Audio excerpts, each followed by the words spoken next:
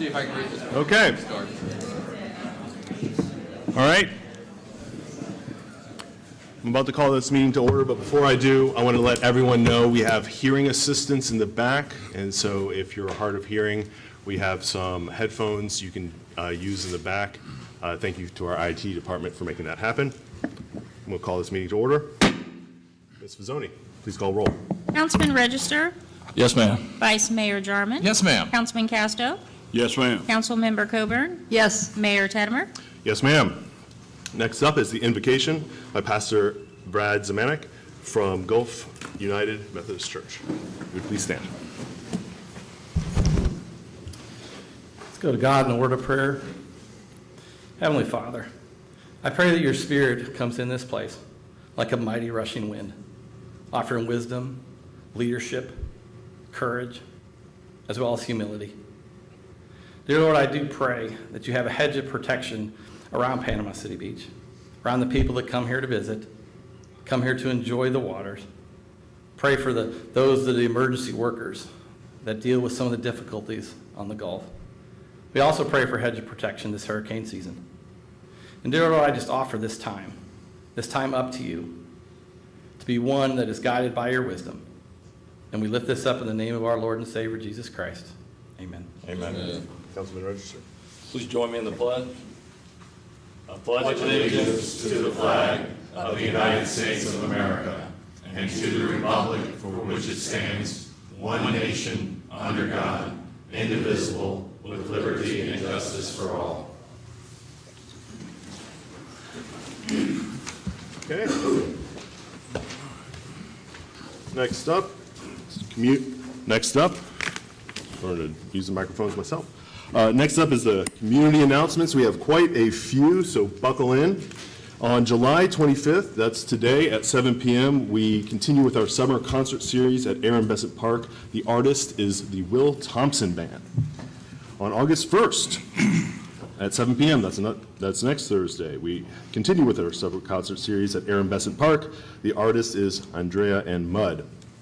August 3rd and 4th at Frank Brown Park is the USA Softball Emerald Coast Tournament. Welcome to them. At Tuesday, August 6th at 8:30 a.m., we have a special city council meeting, the budget workshop here at City Hall. I'm sure it'll be a packed house. I'd love to see everyone there. Next, at Thursday, August 8th, 5 p.m. instead of 6 p.m., we will have our next city council meeting. It is a special meeting because we moved it early so that people can go to that summer concert series. That's at City Hall. More with the summer concert series on August 8th. That evening at 7 p.m. is Ben Lofton and the Family at Aaron Bessent. And then finally, August 15th, we continue the summer concert series at 7 p.m. at Aaron Bessent with My Fever. Okay. Next up is the approval of minutes. Motion to approve. Second. Okay. Ms. Fazzoni, please call roll. Councilman Register. Yes, ma'am. Vice Mayor Jarman. Yes, ma'am. Councilman Casto. Yes, ma'am. Councilmember Coburn. Yes. Mayor Tedmer. Yes, ma'am.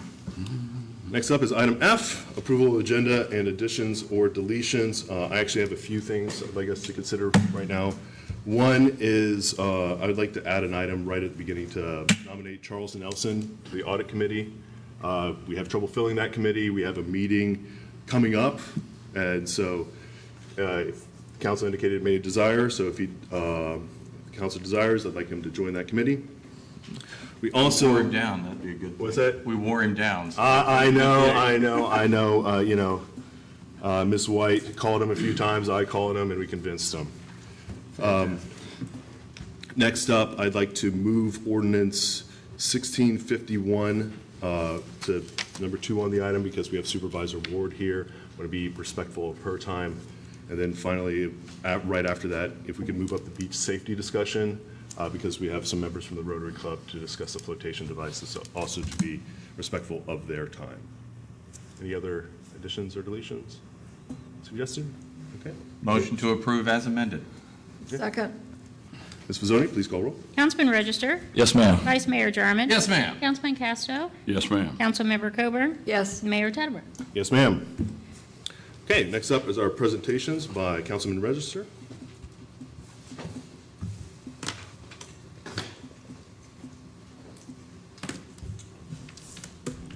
I'd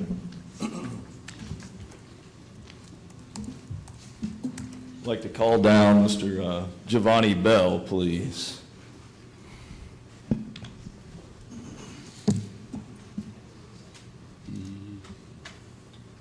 How you doing? Celebrating Giovanni's 10 years with the city, so.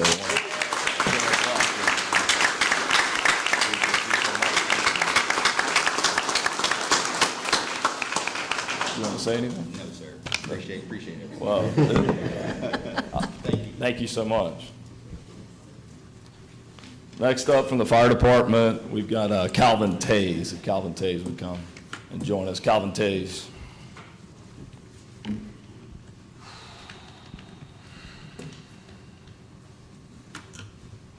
Hey, man. How you doing? We're celebrating Mr. Tays' 5 years. I know Chief Ray's going to want to say something, so always. So we're going to hand over this microphone. Appreciate you and your service. Yes, Thank you. sir. Thank you.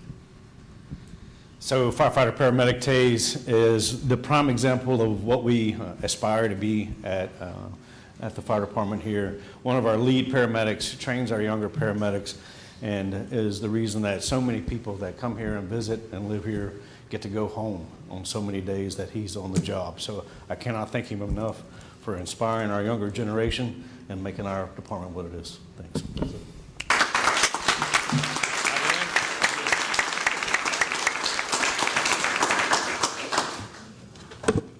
Thank you so much. Thank you. Great testament to our city's leadership to have people that stay with us.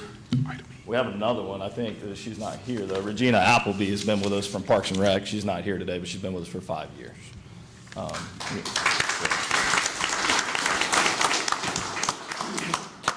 This next one, would like to bring Chief Telementez up. Maybe this is by surprise to him, I don't know. He doesn't look super prepared.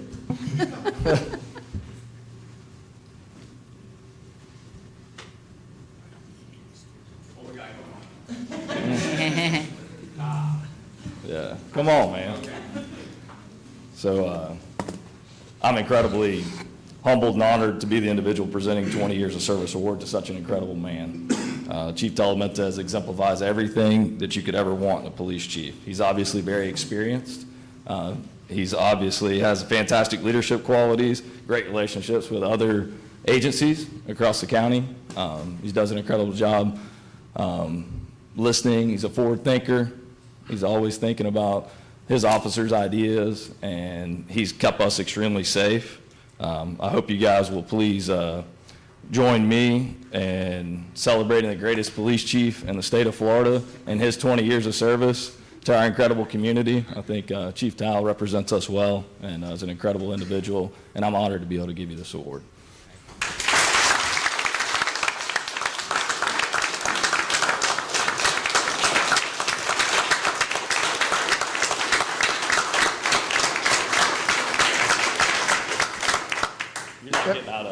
Yeah. You know, it is uncomfortable when people talk good about you up here, so I want to apologize to my officers, but every time I try to praise it, I know it's a little uncomfortable. But look, 20 years ago, the city of Panama City Beach took a chance with a young, somewhat angry, dysfunctional veteran, and they gave me a shot, and I took an oath back then. I took the same oath 3 years ago to keep Panama City Beach and all of her residents safe. And I plan to continue to do so. Thank you for your continued trust and support, and thank you for allowing me to serve. And to my officers, I am nothing without you guys, so thank you. So thank you, guys.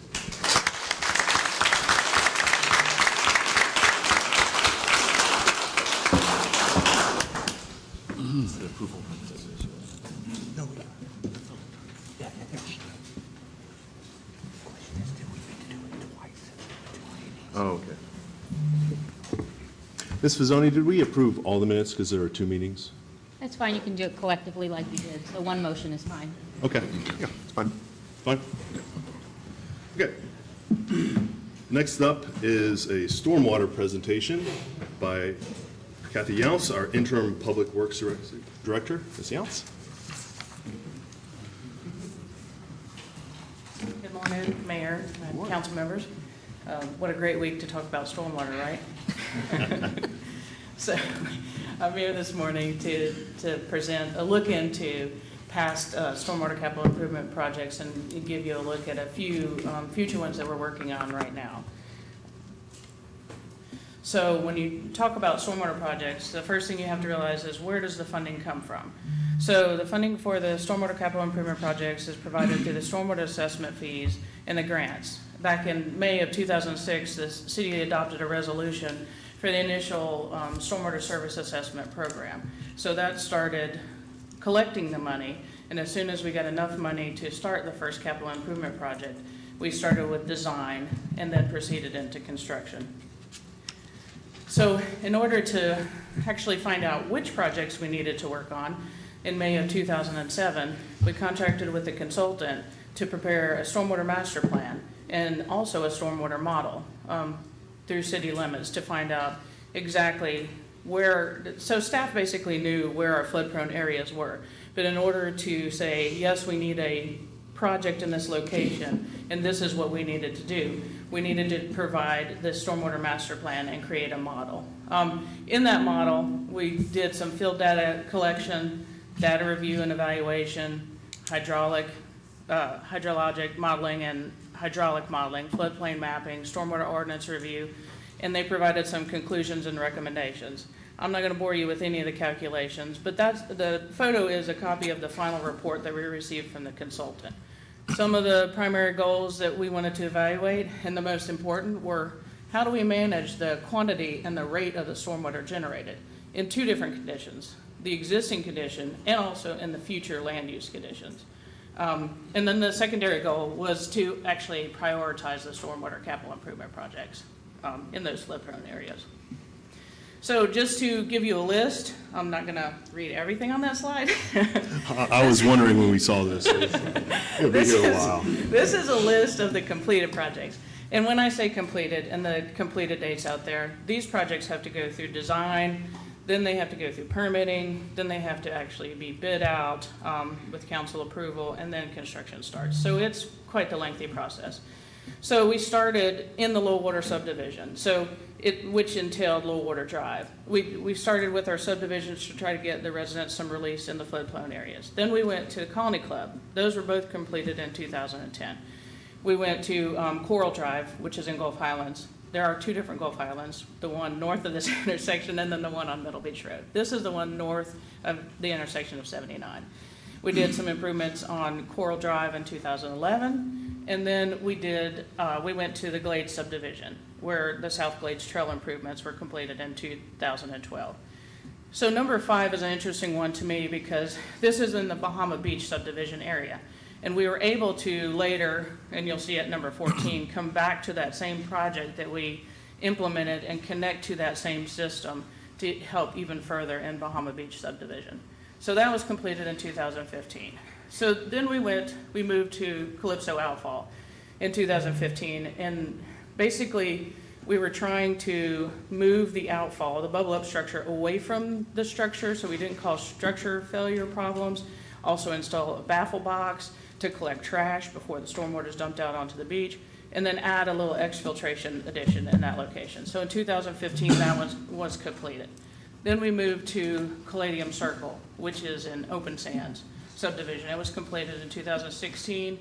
We hit another outfall, Ocean Reef, did a similar thing that we did to Calypso. In 2016, 2017, we were in Bidawee.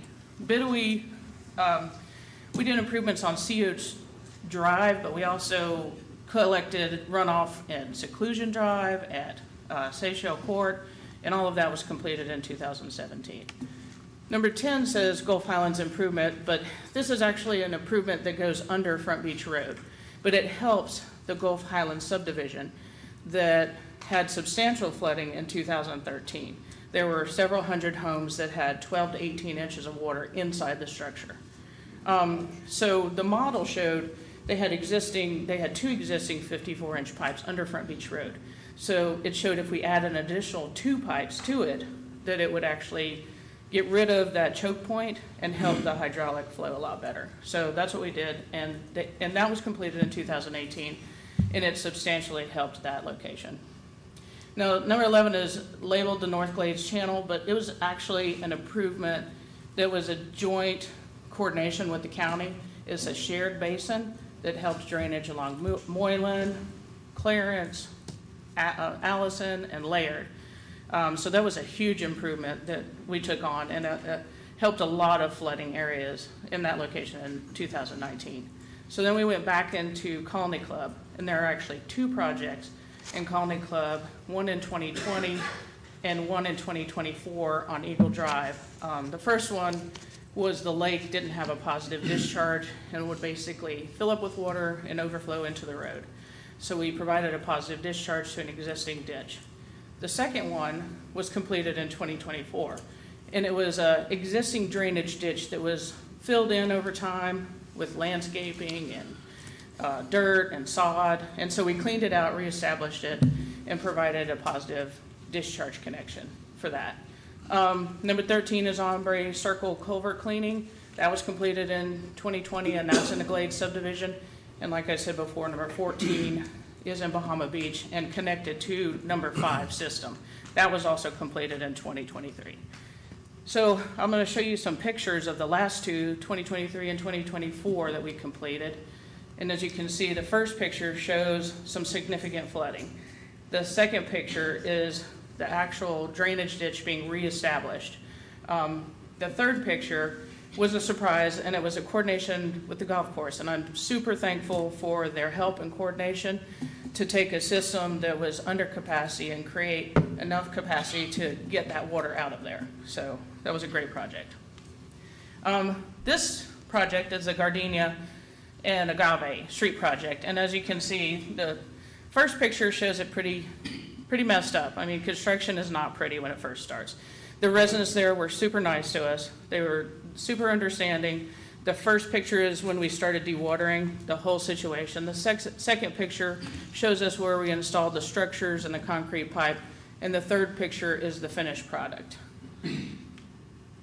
So this slide shows just some of the projects that we have in the 5-year future capital improvement project list. I did include funding sources, just to let you know. Some of the names aren't exactly what they're named. The names get really long, and so I tried to shorten it up. Randy Road is a project where Burnham and Randy connect, and the intersection floods. As a matter of fact, there's so much rain along Randy that half of the road is underwater at significant rainfall events. And it's basically, when lots get built out, the vacant lots is where the runoff goes to right now. So when they get built out and people put in pools and they expand their parking and they put in rock, the water has to go somewhere. So it chose to go into the street because that was the only spot that was left. So this project will actually take care of that flooding problem in the roadway. It is city funded. Low Water Lake Cleanup is not the actual name of that project. It's actually Low Water Basin, Water Quality. There's probably a couple other words to it, but it is a FDEP grant funded project. It is under design right now. We have the bathymetric survey complete. We're in the process of doing water quality sampling. We have 2 rounds already completed. The 3rd round will be completed by the end of August. And then hopefully we'll get a report.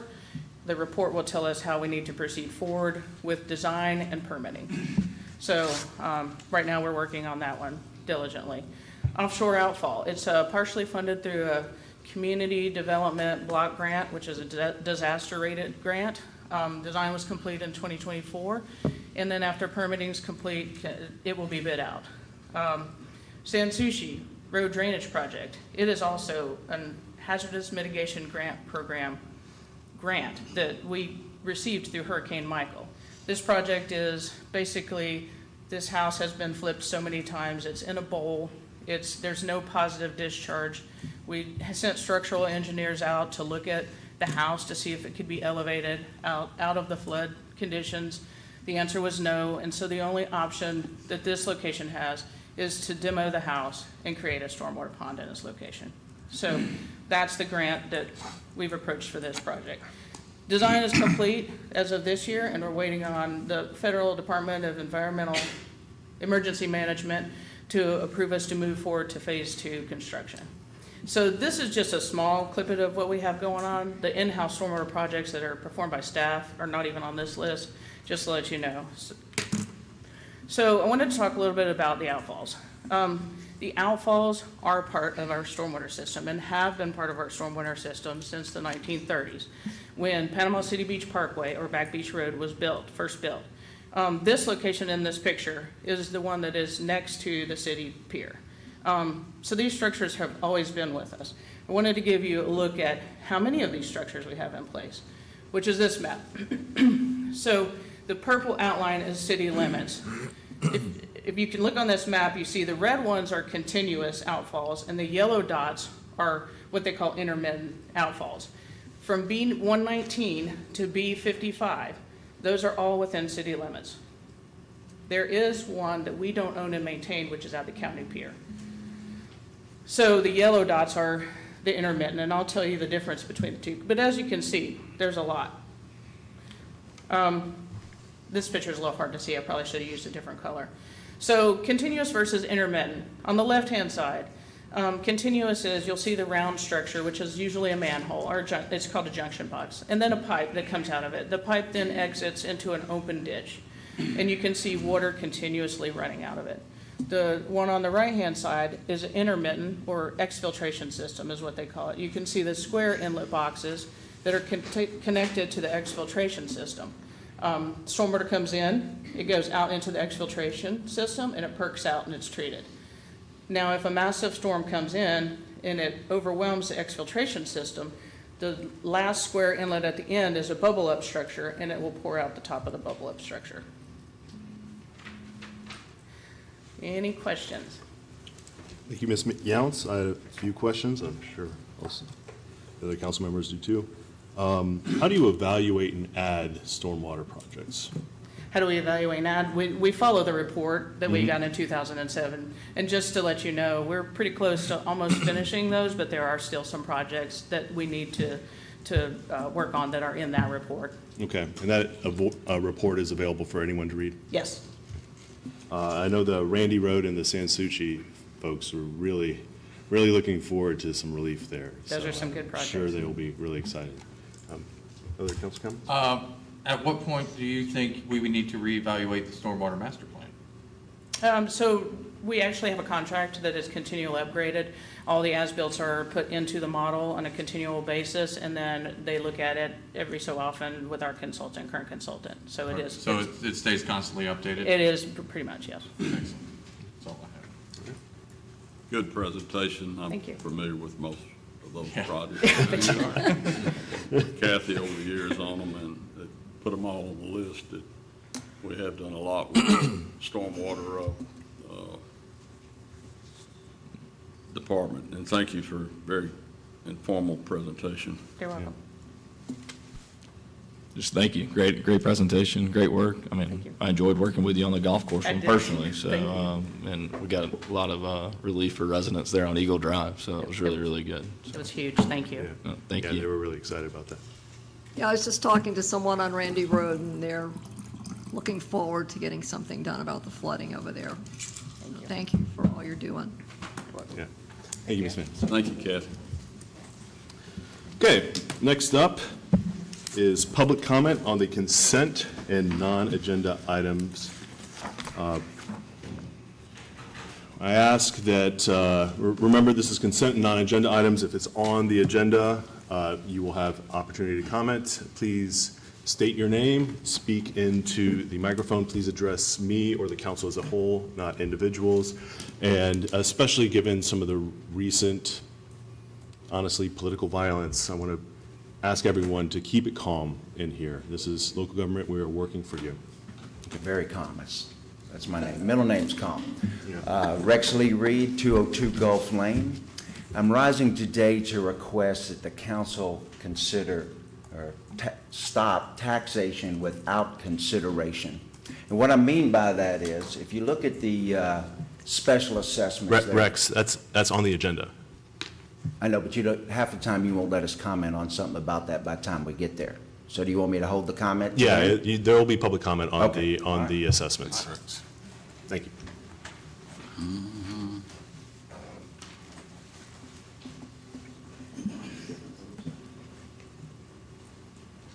Morning. Morning. Proper notice of public meetings is the What was your name? I'm sorry, Scott Heilman, 137 Johnson Bayou Drive. Proper notice of public meetings is the cornerstone of democracy. It ensures citizens have the opportunity to be informed and participate in decision-making processes that affect our community. This is the opinion of the Florida Supreme Court. The last meeting, July 11th, was scheduled to begin at 6 p.m. I submit a copy here, the City Council schedule that I printed off the city's website that states the July 11 meeting was to start at 6 p.m. Section 2860111 of the Florida Sunshine Law is explicit. It states all public meetings must be properly noticed with clear and unambiguous information about the date, time, and location. The case of Garrison versus Palm Beach County reinforces this requirement, establishes that inadequate notice can render actions taken at those meetings invalid and not legally binding. The failure to accurately state the start time of the city's website undermines this requirement and can be seen as failing to provide adequate notice to the public and produces ambiguity. Reasonable steps were not taken to inform the public of this 5 p.m. meeting time.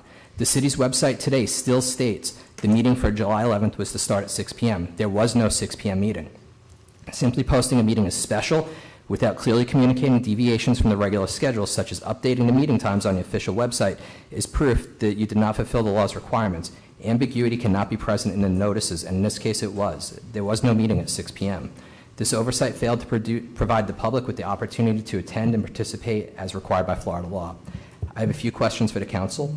When did you become aware the meeting times for the city website were different than the planned times? According to the Florida law, decisions made during improperly noticed meetings are not legally binding. You passed some important legislation that day. How does the city plan on handling this? And what steps will you take to ensure future compliance with the laws of Florida? Thank you. Thank you, sir. Further public comment on consent and non-agenda items?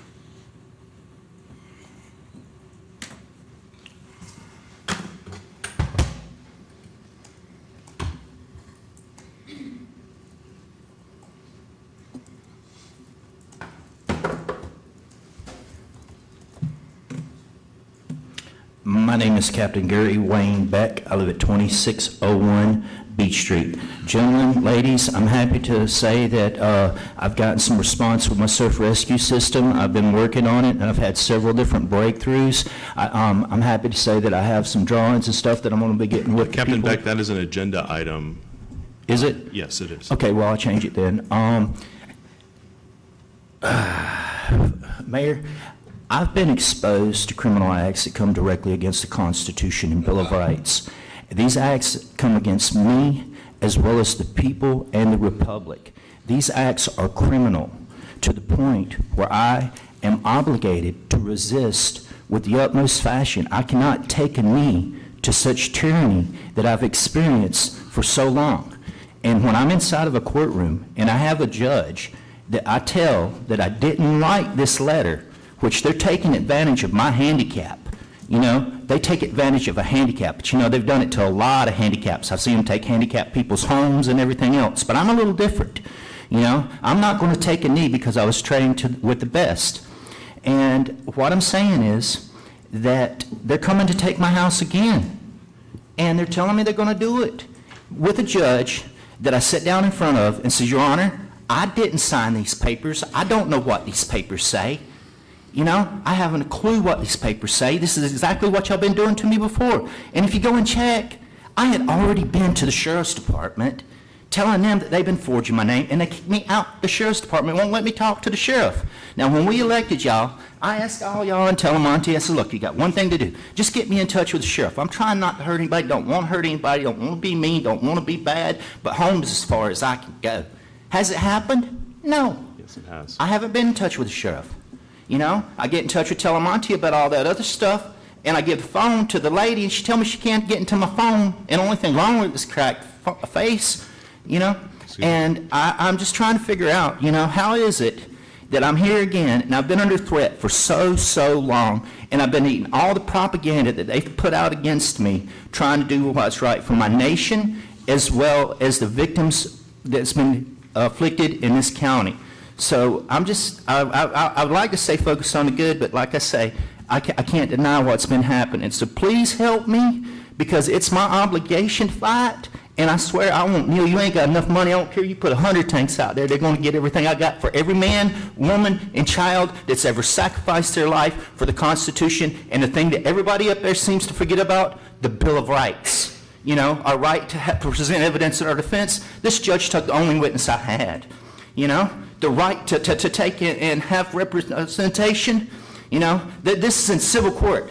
They forged my name saying I want to be a pro se. Why would I want to be a pro se when I can't read the papers? Thank you, Mr. Beck.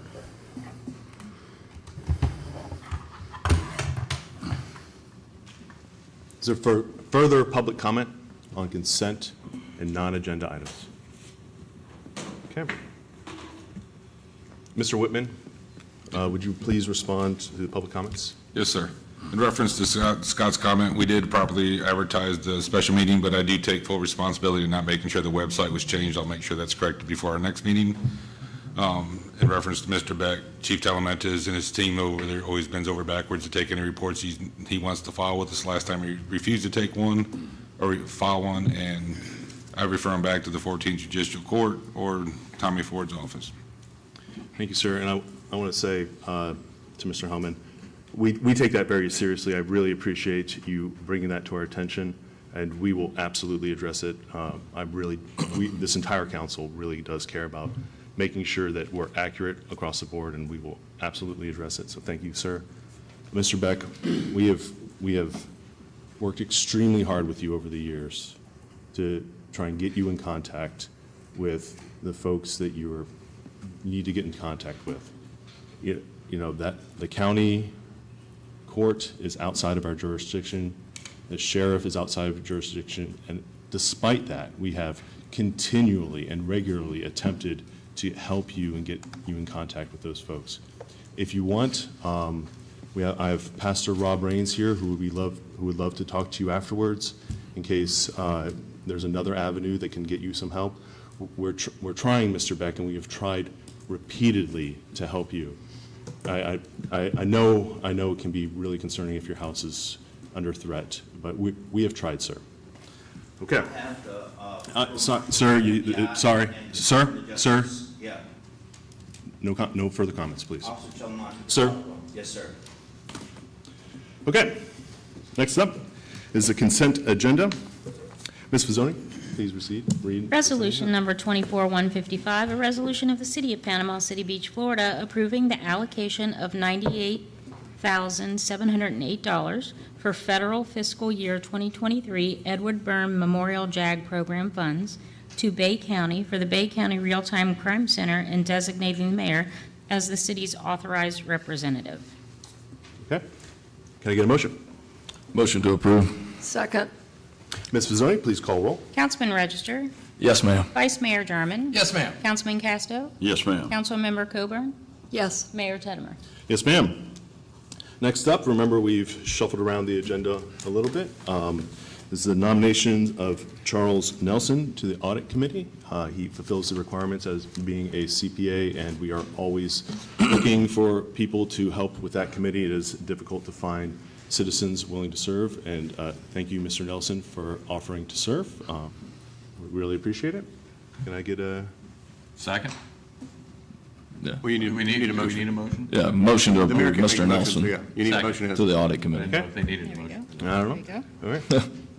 Councilman Register. Yes, ma'am. Vice Mayor Jarman. Yes, ma'am. Councilman Casto. Yes, ma'am. Councilmember Coburn. Yes. Mayor Teddemer.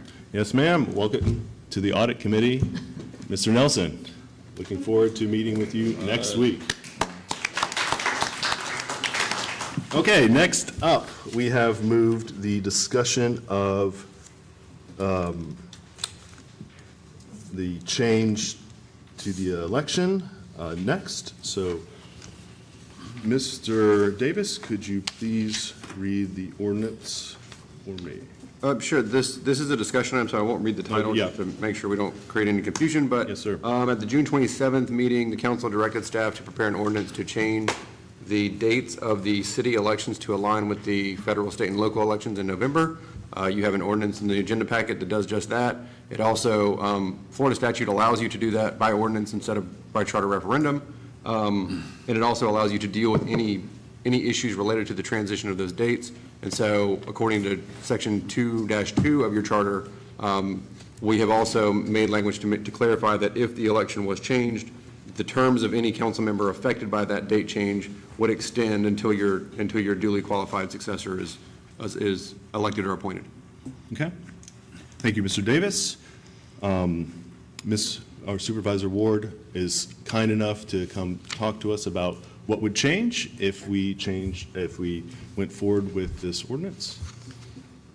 Supervisor Ward, take it away. Okay.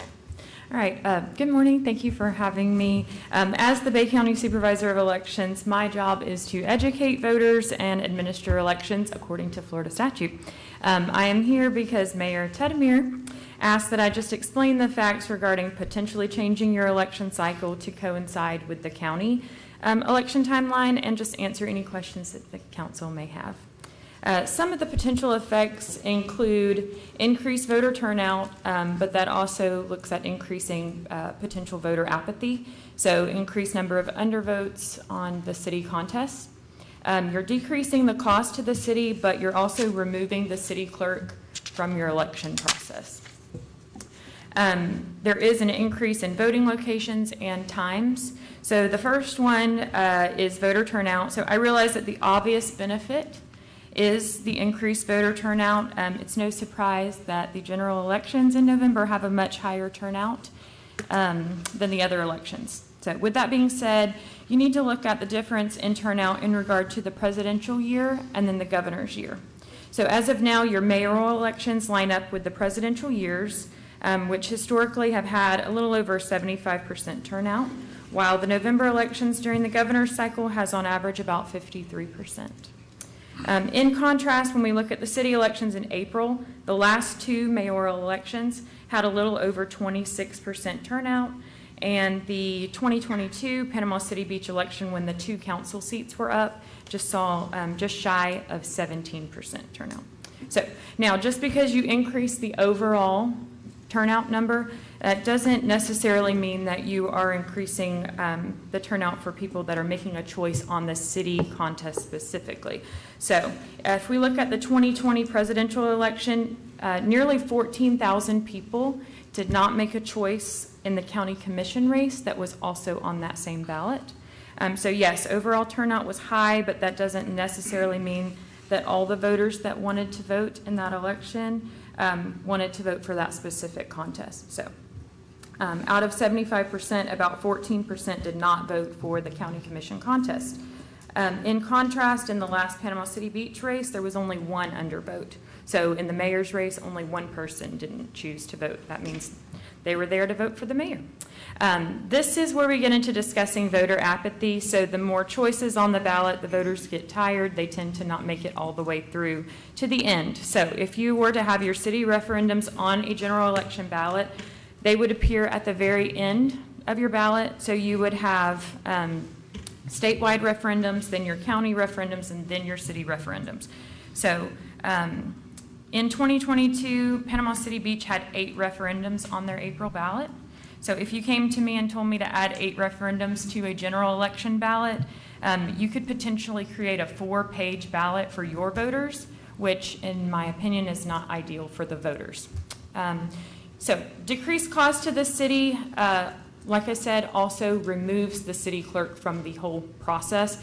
So yes, there is a decreased cost to the city moving to the county election timeline, but it essentially removes your city clerk from the election process. So currently the city determines things like your early voting times, your dates, your locations, whether or not you're going to mail out sample ballots or publish them in the newspaper. So the city currently appoints their own canvassing board to oversee the canvassing of the vote by mail ballots. So if you decide to move to the county timeline, you're essentially taking that and putting it in my hands as the supervisor of elections to make all those decisions for you, and then as well as the county canvassing board. This also means that the candidates will move to the county and state qualifying timeline, which would potentially extend your campaign season for your local candidates. So candidate qualifying is determined by the primary date. So candidate petitions would be due in May. Qualifying would take place in June, along with all the county candidates. I won't speak too much in regards to the effects on candidates. However, you do need to consider that you'd have city, county, state, and national level candidates all campaigning at once. So you're theoretically campaigning and fighting over the same contributions, the same advertising space, and then potentially same county and state level issues. So if you move forward this change, it would affect 5 of my election day precincts. So currently the city has 1 early voting site for your city elections. Typically it's been Monday through Friday, 8 a.m. to 5 p.m. And then you'd have 2 voting locations at Frank Brown and then Lindale. So if you move to the county election timeline, we have 8 early voting sites, so you can vote at any of those sites, including Frank Brown and Lindale. And then there's 5 election day precincts that would affect your Panama City Beach voters. So you asked me if it was possible to move the election date, and the answer is yes. Logistically, it is possible for my office to do that. Panama City Beach, unlike other cities, you don't currently have runoff elections. You don't have ward-specific voting, so things like that make it a little more challenging for my office. So it's just things that you need to consider. I'm not a fan of just changing things to change them, so I would just ask what we're trying to accomplish, and if you are solely focused and concerned about voter turnout, then yes, the November election does provide that. However, there are many other effects that I would ask you to consider. So, thank you. Supervisor Ward, thank you for that presentation. A quick question, just so folks understand, because we have these August elections coming up, and yet we're looking at potentially moving to November. Could you explain why there would be August elections and where this council's elections would end up? Yeah, so if you choose to move to the November timeline, since your city doesn't have a runoff, it would just, you would be with the county level candidates that have come through the primary. So the August is a partisan primary. So that's kind of the difference. Okay, so because city council elections are nonpartisan, we would just be at November. And the other thing I would ask is, how would off-year referendums, how would those work?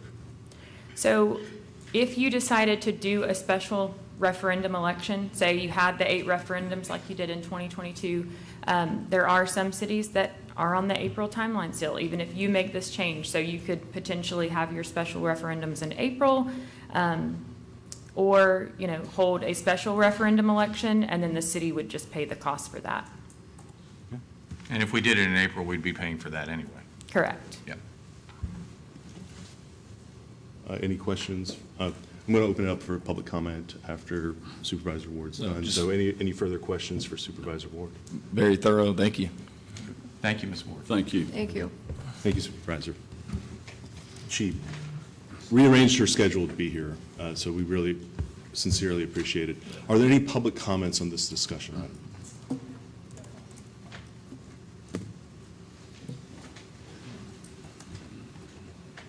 Good morning. Nancy Viejo, 117 Seclusion Drive. Ballots.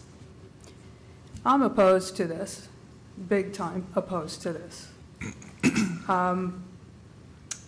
I think you should have a referendum on the ballot for the general public to vote on. I don't think it should be your decision. I think it should be everybody's decision, whether they want it or not. Constitutionally, it should be that way. And I'm opposed to having you guys, just you, vote on it. So people have been calling me about it, and that's the feeling out there, that the voters should vote on whether they want the ballot or not. Now, I have heard, I'm not sure if it's true, Nina probably could fill me in on it, but if you have something on your ballot that you didn't do right, then your whole ballot gets thrown out. Ms. Ward, feel free to answer that from the crowd. That's not true? Okay. Just wanted to qualify that, but that's why I'm opposing it. Okay. Thank you. Thank you, Ms. Viejo. Further public comment on this discussion item?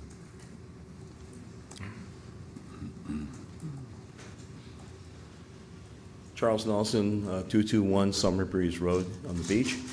I have had the privilege of now serving in local government in 3 different states, one of which is the town of West Bridgewater, Massachusetts, founded in 1656, therefore one of the oldest towns in America with a continuous elections. I'm not aware of any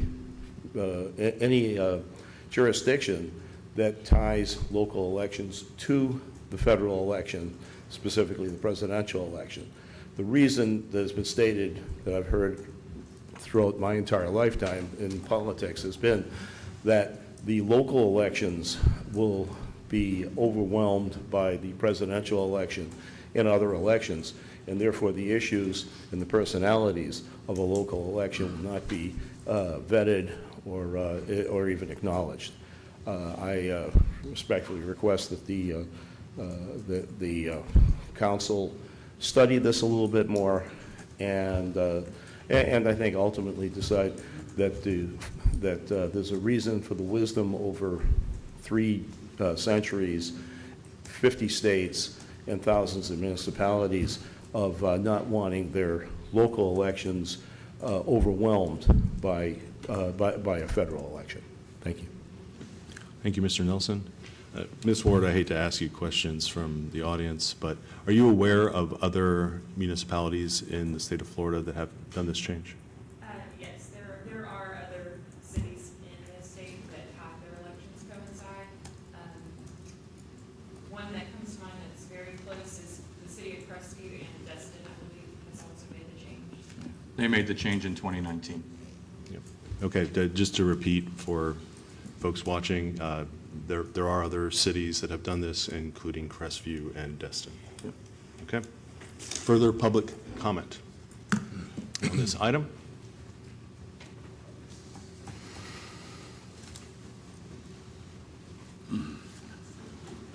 Scott Heilman, 137 Johnson by Drive. I just think that it's a good idea to have more people voting. And there's a lot of apathy when it comes to the local politics here. Just look at this crowd. I mean, there's 50 or 60 people here, which, it's hard to get people to participate at the local level.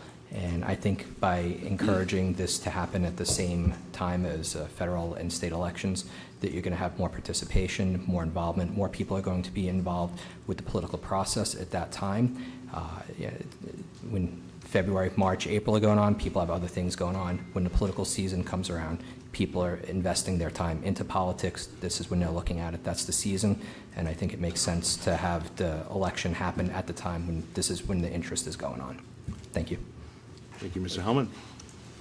Further public comment on this discussion item? Okay, discussion from the council? Well, I mean, I brought this up for someone of my political ideology. I want to see people at the polls.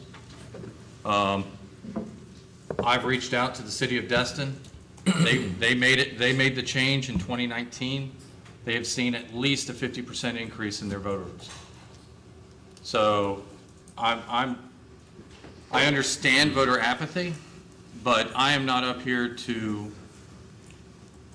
pick and choose who has qualifying to vote.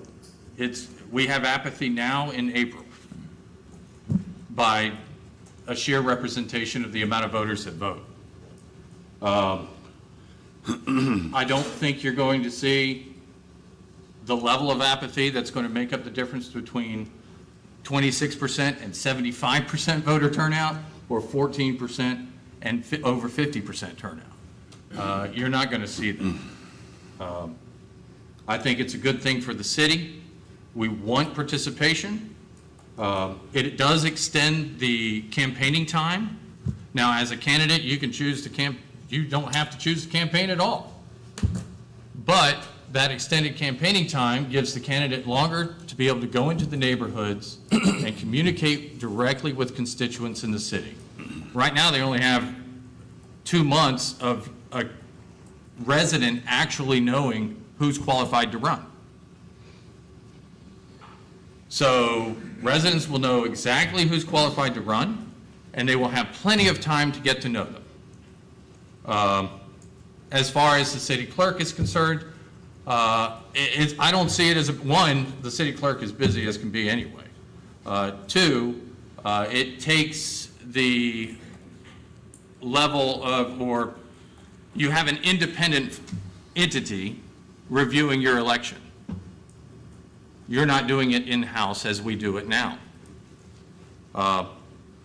As was stated, it saves the city money. We do not have to pay for this, as I've read or been told somewhere that someone made that comment.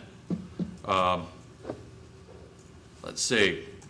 There's so many good things that there's a ton of cities in the state of Florida that already do this. So to the comment of we're like an albatross on this, it's not true.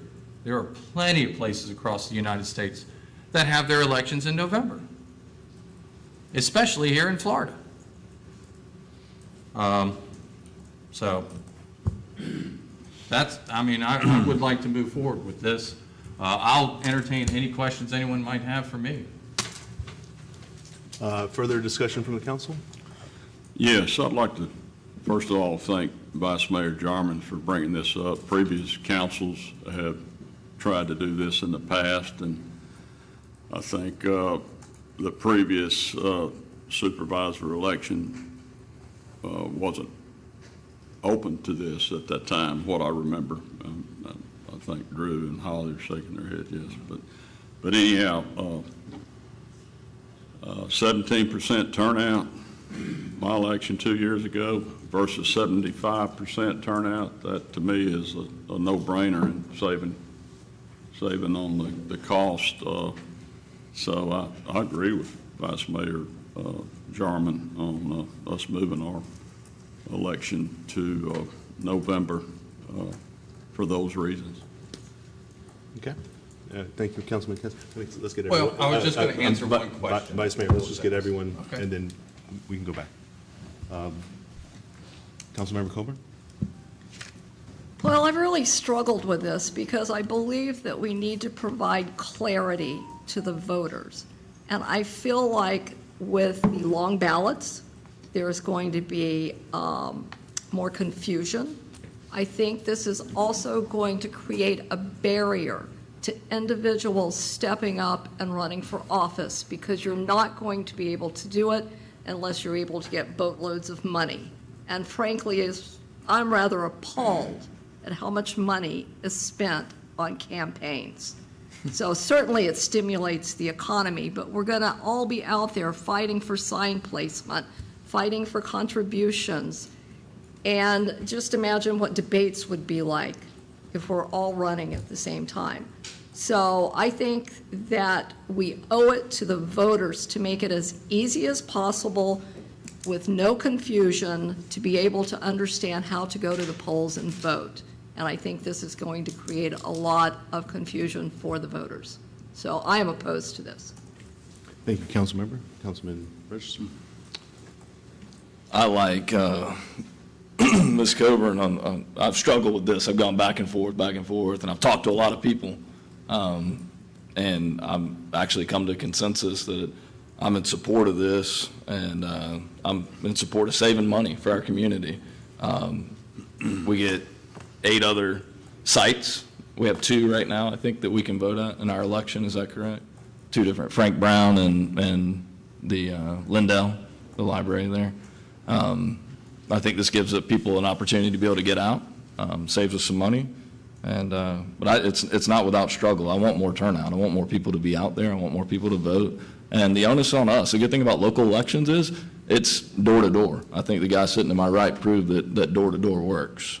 And that has definitely it's getting in the face of people, and that doesn't require signage and sign placement and a whole lot of money. It takes a lot of time and a lot of effort knocking on doors. And this gentleman to my right proved that works and listened to the residents. And I think that's important. And last time I checked, it doesn't take a lot of money to knock on doors. It takes a lot of time, but it doesn't take a lot of money. So I'm for this. I'm all about more voter turnout. I'm not here to hide anything. I'm a Republican. I think that's a big point for us is to get more people to the polls. I want more people at the polls. So if I could save money, give people more locations to vote, the onus is on us to get out there and grind it out. That's what it is. I talk to a lot of the guys in the county commission race right now, and they're out there grinding. They're working really hard. That's on us. That's our responsibility. You want to get elected, go out and earn it. Doesn't matter what the obstacles are. So I'm in support of it. Okay, thank you. Let me just clarify one thing before I go back to No, you're fine. Vice Mayor. Ms. Ward, how many polling places would there be in PCB? So there's 5 precincts that would affect your Panama City Beach voters. Okay, so there would be 5 precincts that would affect, but am I correct in saying people could vote pretty much anywhere as long? For early voting, Yeah, for early voting. Currently, we have 8 early voting sites throughout the county, and you can vote in any of those 8. Okay. All right. Just wanted to get some, especially around elections, I want to make sure we just. Yes, sir. clarity on Yeah, that. absolutely. I appreciate that. Vice Mayor, you said? One other thing that I wanted to bring up is the city, if I'm correct, has already changed the election by vote of the council 3 times. So this is not something new. Am I correct on that? Twice. Twice. So It's been done twice by ordinance and then once by referendum. Okay, so it's already been changed twice. So this is not something that, is a rabbit out of a hat. I don't know, with the increase of voting areas, I don't know how that doesn't make it simpler for voters. I think Councilman Register explained just the onus is on us on what we do and how hard we work to earn a vote. And it very well might lower the cost of running in the city. If you have a lot of bigger elections going on and that money is being tapped, it might not be a lot to go around. So once again, it will put it on the candidate to get out there and whoever works the hardest. And I'm all for that. So I motion, well, any other discussion? Yeah, I'd like to just say that, honestly, I am a little torn on this, and that, however, this is just a discussion item, and so, we have 2 readings after this. Should we move forward with the discussion? So, I think it's worth it to get it out there. I think this was a good discussion. I think it's always helpful, especially during our election season, to get more accurate election information out there. So thank you again, Supervisor Ward. So that's all I have to say on this one. All right. Well, I don't think it needs to be a motion then, but I'd like to see this back at the next meeting for a first reading. As long as that's your direction, that's fine. We can just bring it back to you. Sure. Yep, I think it's fine. Okay, thank you. Okay.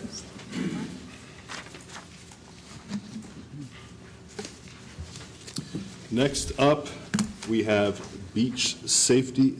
I'm a little torn on how to do public comment on beach safety since there's going to be a pretty decently long presentation. So I'm just going to let any public comments for beach safety happen now so that we don't split it up. If there are public comments on beach safety, please come up to the podium now.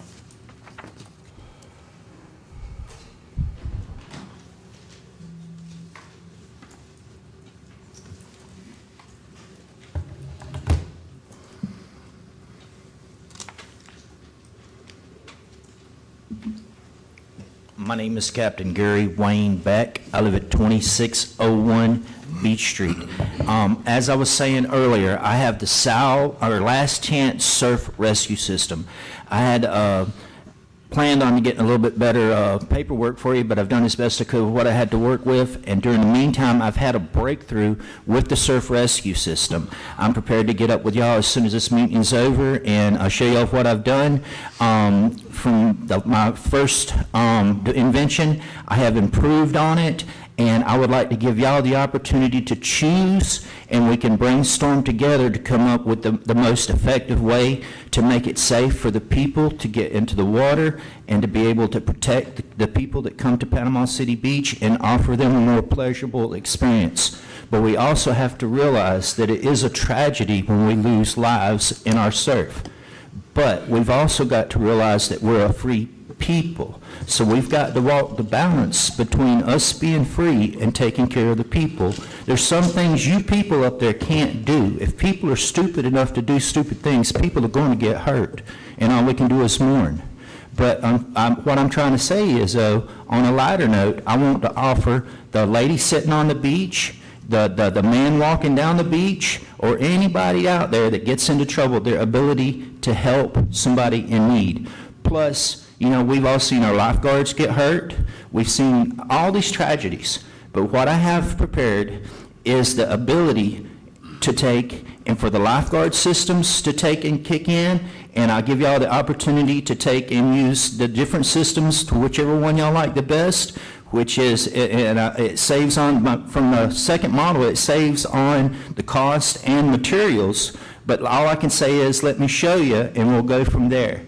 And during the meantime, you know, that's about it to a certain extent, because I've been pulling stuff out of the water my whole life.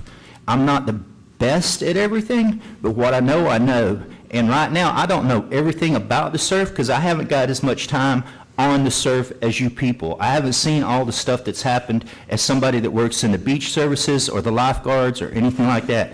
That's how come I can't fill in all the blanks. I need somebody to help me so that we can work together to fill in the blanks so we can make our beaches safer for everybody. I know all of y'all up there don't want nothing to happen to the people, but y'all would do anything you can to help the people. You know, I know that without a doubt. But that's what I bring, and like I say, I can't say how excited I am because 9 times out of 10 I have a hard time getting people to just listen because of all the other facts that I've been subjected to. But hopefully we're going to be able to do this, and I'm looking forward to it. Thank y'all for your time. Thank you, Mr. Beck. Thank you. Further public comment on beach safety? Good morning. Good morning. I'm Alicia Redmond. I live at 5353 Jenkins Road, Vernon, Florida. My husband's the one that died 5 years ago. I'm trying to push for Stacy's Law.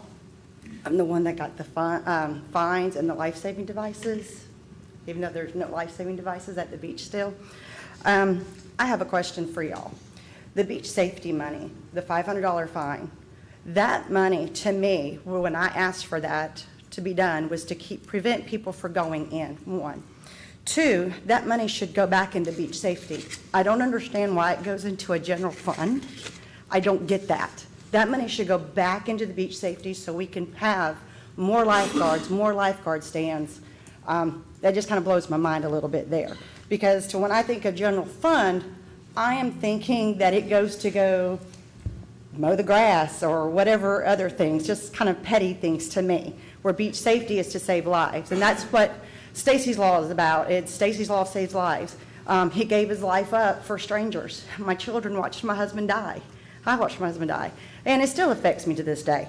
Also, you approved for new lifeguards. Where are they going? Are they going to kind of help out the ones that are at the lifeguard stands, or are you planning on building more lifeguard stands is my question. Because I would like to see this go further. I hope y'all... Joe Hyatt, his son, made the life box. The lifeguards loved it. I don't see that out there. That is my vision. It's a box that you open it up, and to me, my little vision is when you open the box, a life alert goes to first responders, because as you know, when you're at the beach, you don't know where you're at. Some condos do have where they're at, but when my husband's situation, there was no life-saving devices. He was a lifeguard in the military, so he knew what to do, but there was nothing for him to use. That day was horrible. But that's where I'm going from. I'm not trying to blame anybody here, but we're at fault. We need to help. There's more to do. Thank you. Thank you, Ms. Redmond. Thank you. Further public comment on beach safety? Mr. Whitman, could you address the 2 public comments, please? Yeah, we're still working with Captain Beck. I've introduced him to Chief Ray Morgan and his team to go over some of the devices he's looking at. Ms. Redmond, in reference to the money going to the general fund, we pay for the beach safety out of our general fund, so that money is going back to them indirectly like that.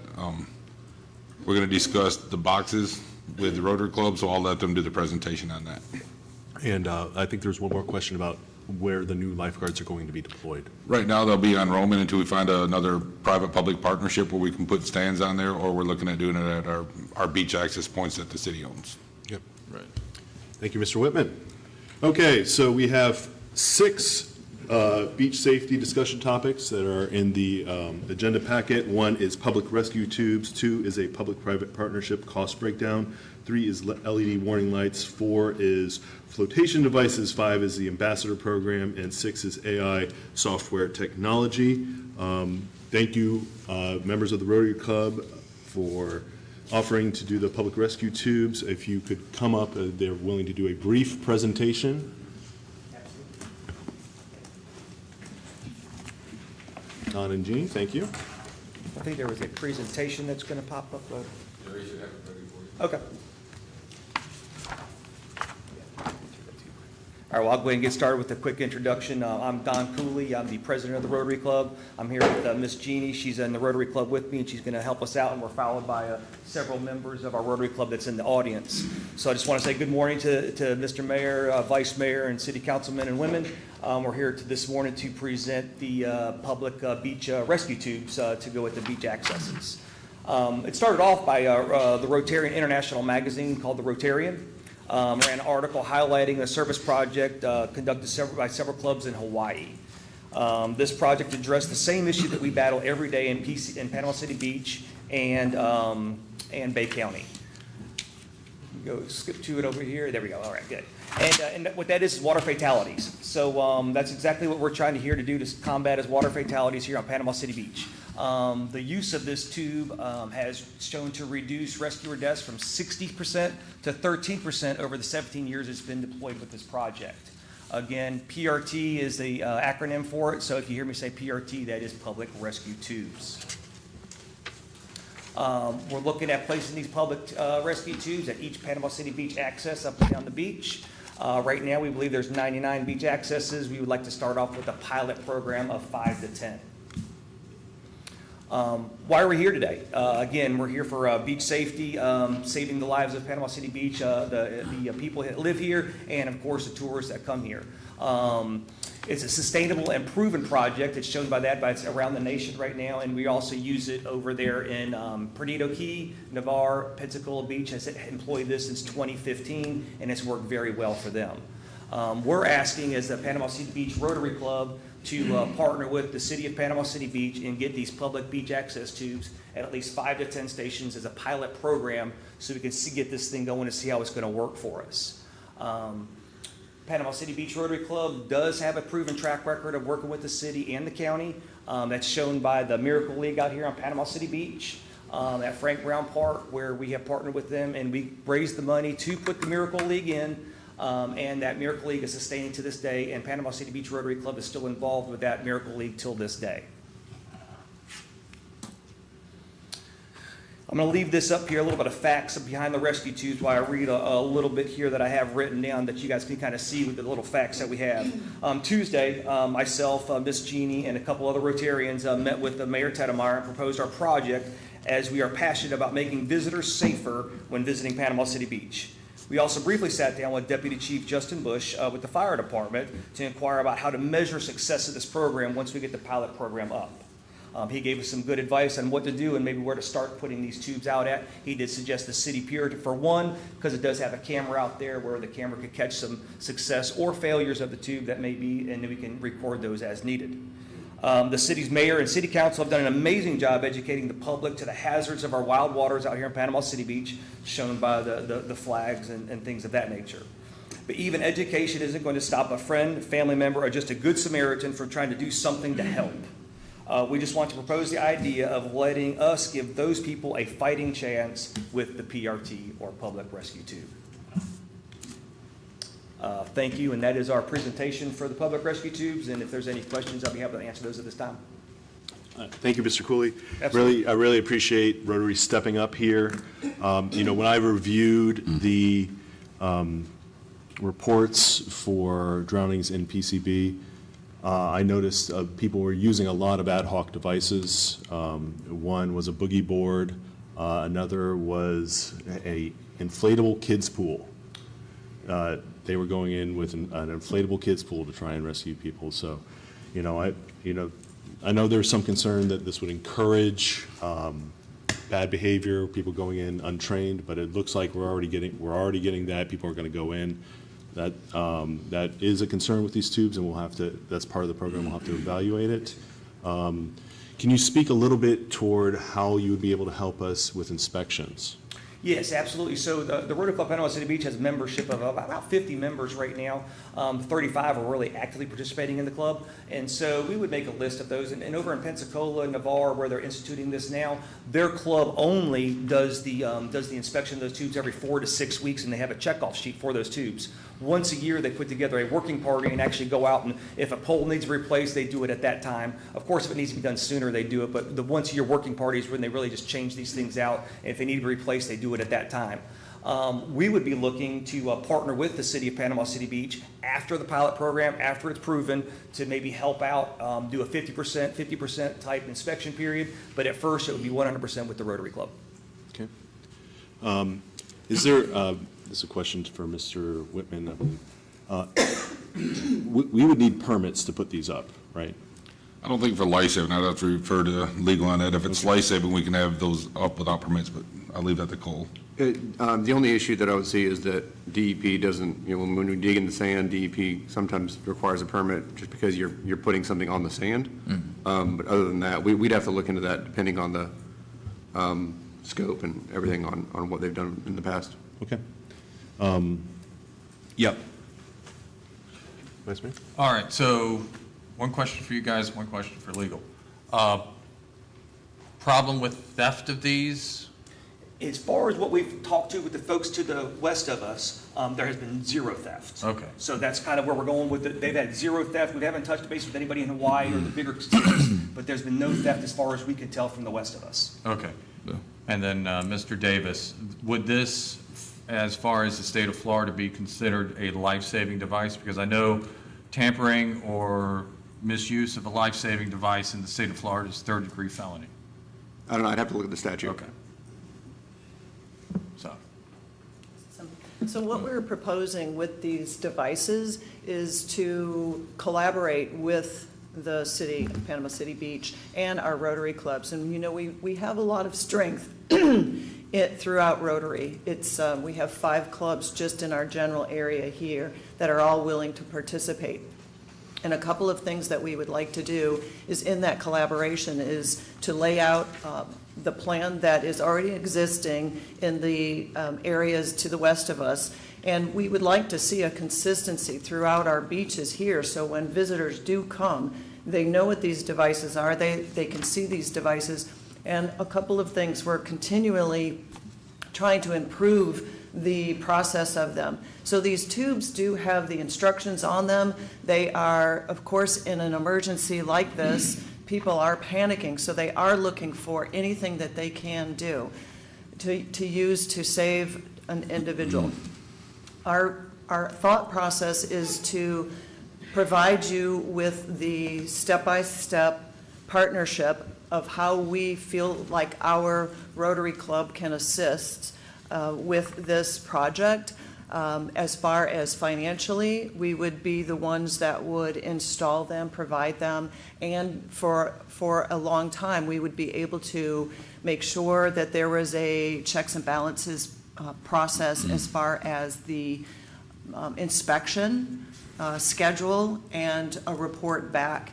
So for us during this period, we were just asking if we could perhaps be considered to do the test project for these for a certain time to see how well they work for us here or they don't.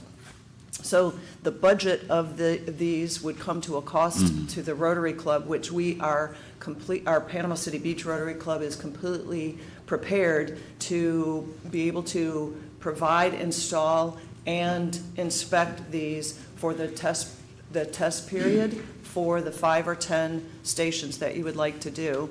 And then we can move forward after that, depending on the results of that.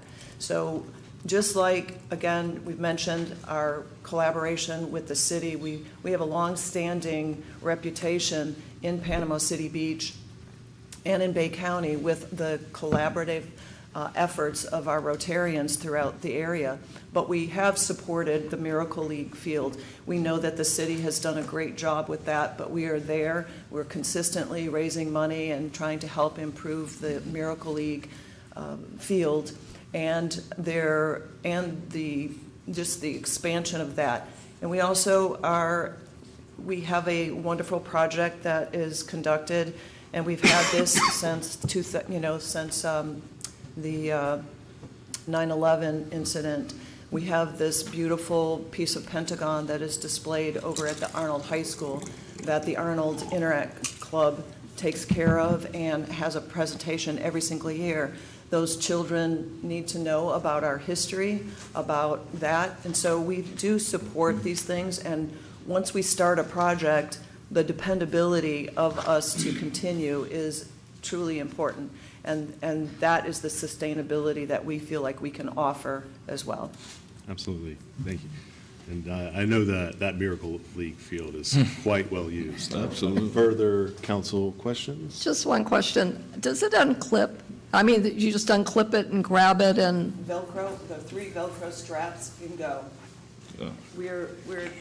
We're considering, of course, other things that perhaps would have, once it is deployed, we would have a GPS be able to put on it. We're trying to improve these things. It's a foundation that we work with.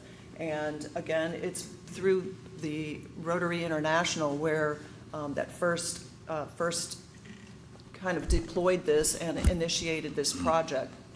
So we're constantly trying to improve them with maybe lights blinking. If it is at night, we knew that some of the recent drownings were at night, later in the evening, and possibly, again, the deployment as far as that goes. So we're just constantly trying to work on that, but anything that we can do to provide an opportunity for somebody, just one life saved, is worth it for us. We were told that this supports the weight of 3 adults.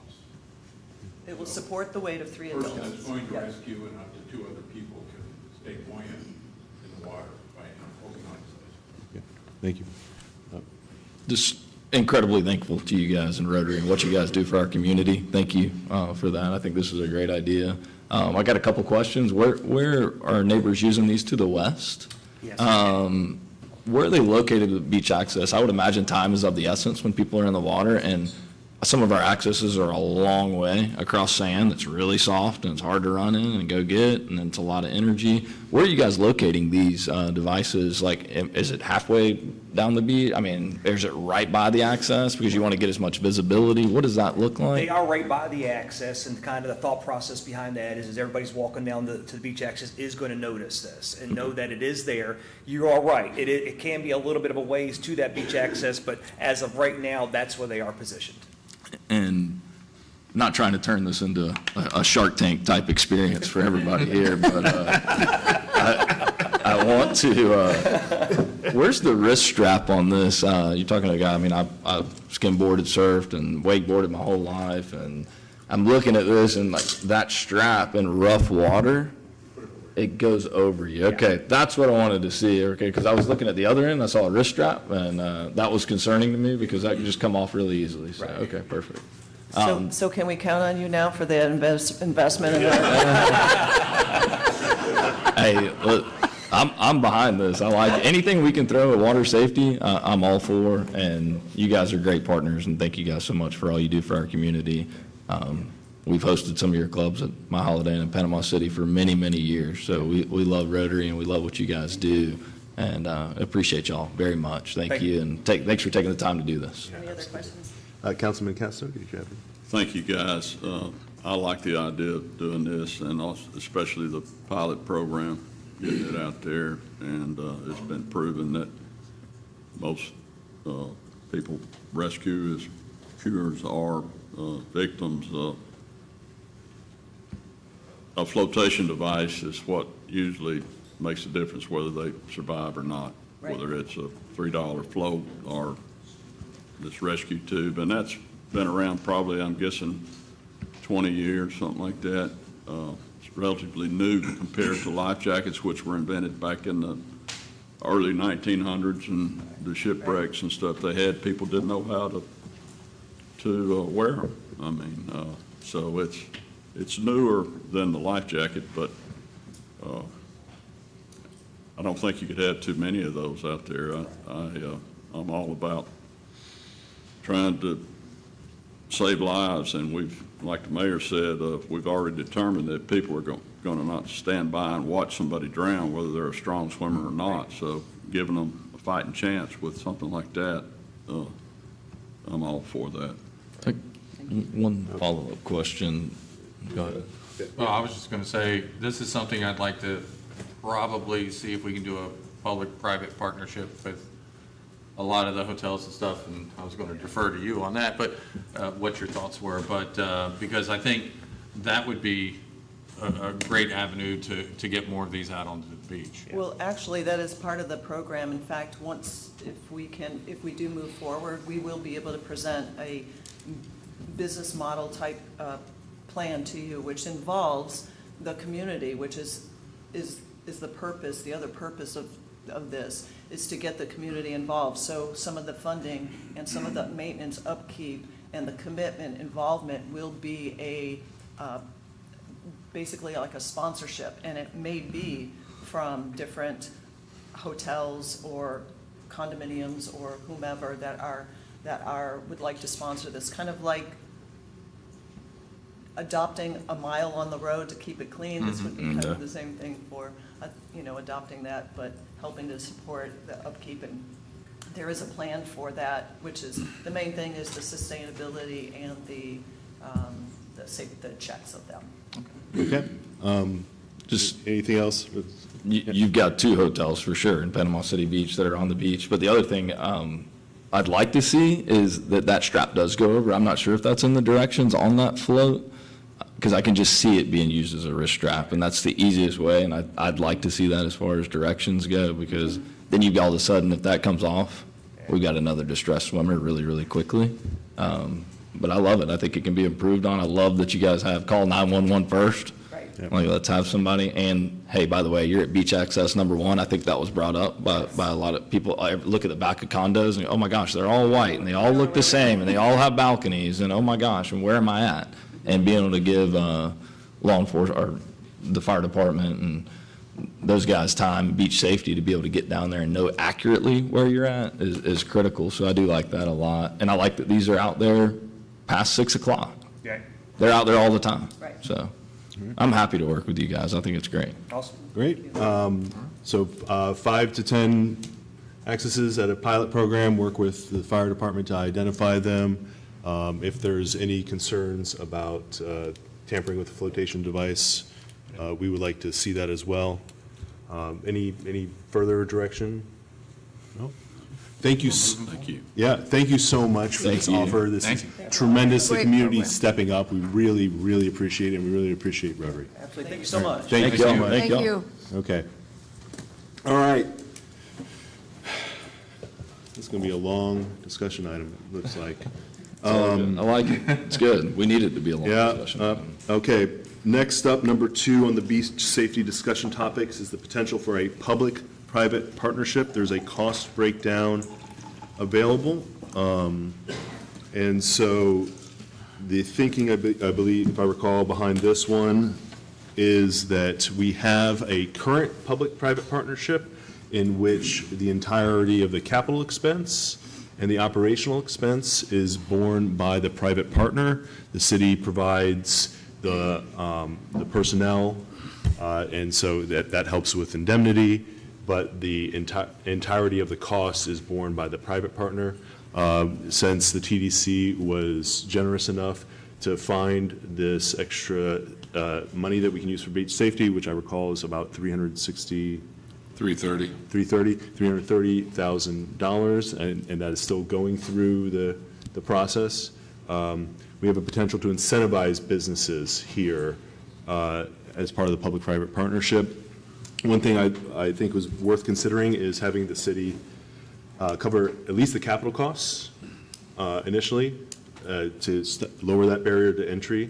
And it looks like if we cover up to 50% of the operational cost for 3 years, if people are willing to, ask them to sign a 3-year contract, that's about the lifetime of the capital anyway. As you know, the salt water can be rough on capital, but if we get them to sign a 3-year commitment, we can cover capital, and we could cover up to 50% of the operational costs, and that would get us like 3, maybe 4, depending on when the capital costs hit, options for new lifeguarded beaches. Thoughts on that? It'd probably be 3. We're talking, we would cover $100,000 per partnership for 3 years, It would be, roughly. it would be, it'd be $100,000, or about $100,000 for the capital for the first year. And then the operational, we'd cover half of that. I'm looking at capital expense of 46,760. Yeah, so if you do the first year, I'm sorry, if you do the Yeah. first year, capital plus operational, that would be about 100. About 100. And then the next year, the operational would. The capital would The fall. capital's done, and so the operational will go down to about 40. Over 3 years, it gets us back to 4 people, I think. Yeah. I get, yeah. Do we have any businesses out there, condos or hotels that said if we'll split the cost with them, they'll come on board yet? Or are we just assuming that they're going to do it? No one has reached out yet. Yeah. What about just spending this money on more lifeguards, whatever we can get lifeguards? I mean, that's, everything we're talking about, like even the rescue tubes is designed to work with lifeguards, not by themselves. So I'm just, if we could get the private partners to split the cost with us, I think that'd be great, but they haven't in the last 3 or 4 years. We've only had one that's done it, so I'm wondering if we shouldn't just use this money to get 4 or 5 more lifeguards, or whatever we could get with that money. Yeah, I mean, the thinking, at least from my end on this, is we get more lifeguards if we get private partners to split the costs on it. Okay, so what about floating that idea for 30 days? And if we don't have any takers, then we Yeah, go ahead and go with it. I think that's the idea, is get an actual proposal out there, see, and shop it around, see if Right. it incentivizes more businesses to step in, and then we can expand, it's a force multiplier for this money. And, new lifeguarded beaches, as Director Paul has indicated previously, is, you have what, was it 1 in 18 million chance of drowning at a lifeguarded beach? And so this would be, one, it would give us an obvious place to put lifeguarded beaches, because it'd be the private partnership. Right now, we have it on the city side, or at the city pier, and then the other private partner. Right. We wouldn't want to pick and choose necessarily if we were going to go straight to lifeguarded beaches and the city was doing everything itself. So that's the thinking. Yeah, I think it's worth trying it and seeing if we can entice partners to come in. If we don't have anybody by October 1 to do this, or say if we only got one, maybe use the rest of the money for lifeguards. That's how we have it programmed in the budget right now, is for additional lifeguards. Okay. So the plan is, with that partner, that lifeguard is going to be stationed in that position. It will not be a roaming position. Yes. Okay, so I think we could get more bang for our buck if we would cover the capital cost. They pay for the lifeguard, full board, and then the additional monies we use to hire additional lifeguards that rove. Because I feel like we're giving the businesses too much if we agree to pay for the half of the operating cost as well as the capital cost. Okay. I'm happy to advertise it until, October 1 and see if we can get some businesses on board. Unfortunately, it hadn't worked in the last 4 years, so I don't know if unfortunately, I think if we pull more money, it makes it less enticing.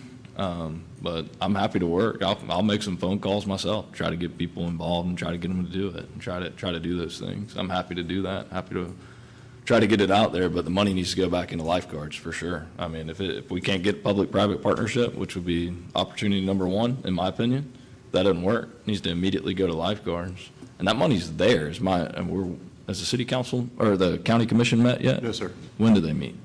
I don't. But it's got to be coming I know soon that they for haven't that. approved it yet, so any advertisement that you approve would need to wait until the county commission approves that new funding. Right. Just to set the expectations. Yeah. So, yeah, that's one thing I want to make clear is it is there. It will be ready as soon as it's approved. Okay. Is that correct? Assuming that the county commission agrees with the TDC board, yes. Yes. Correct. Yes.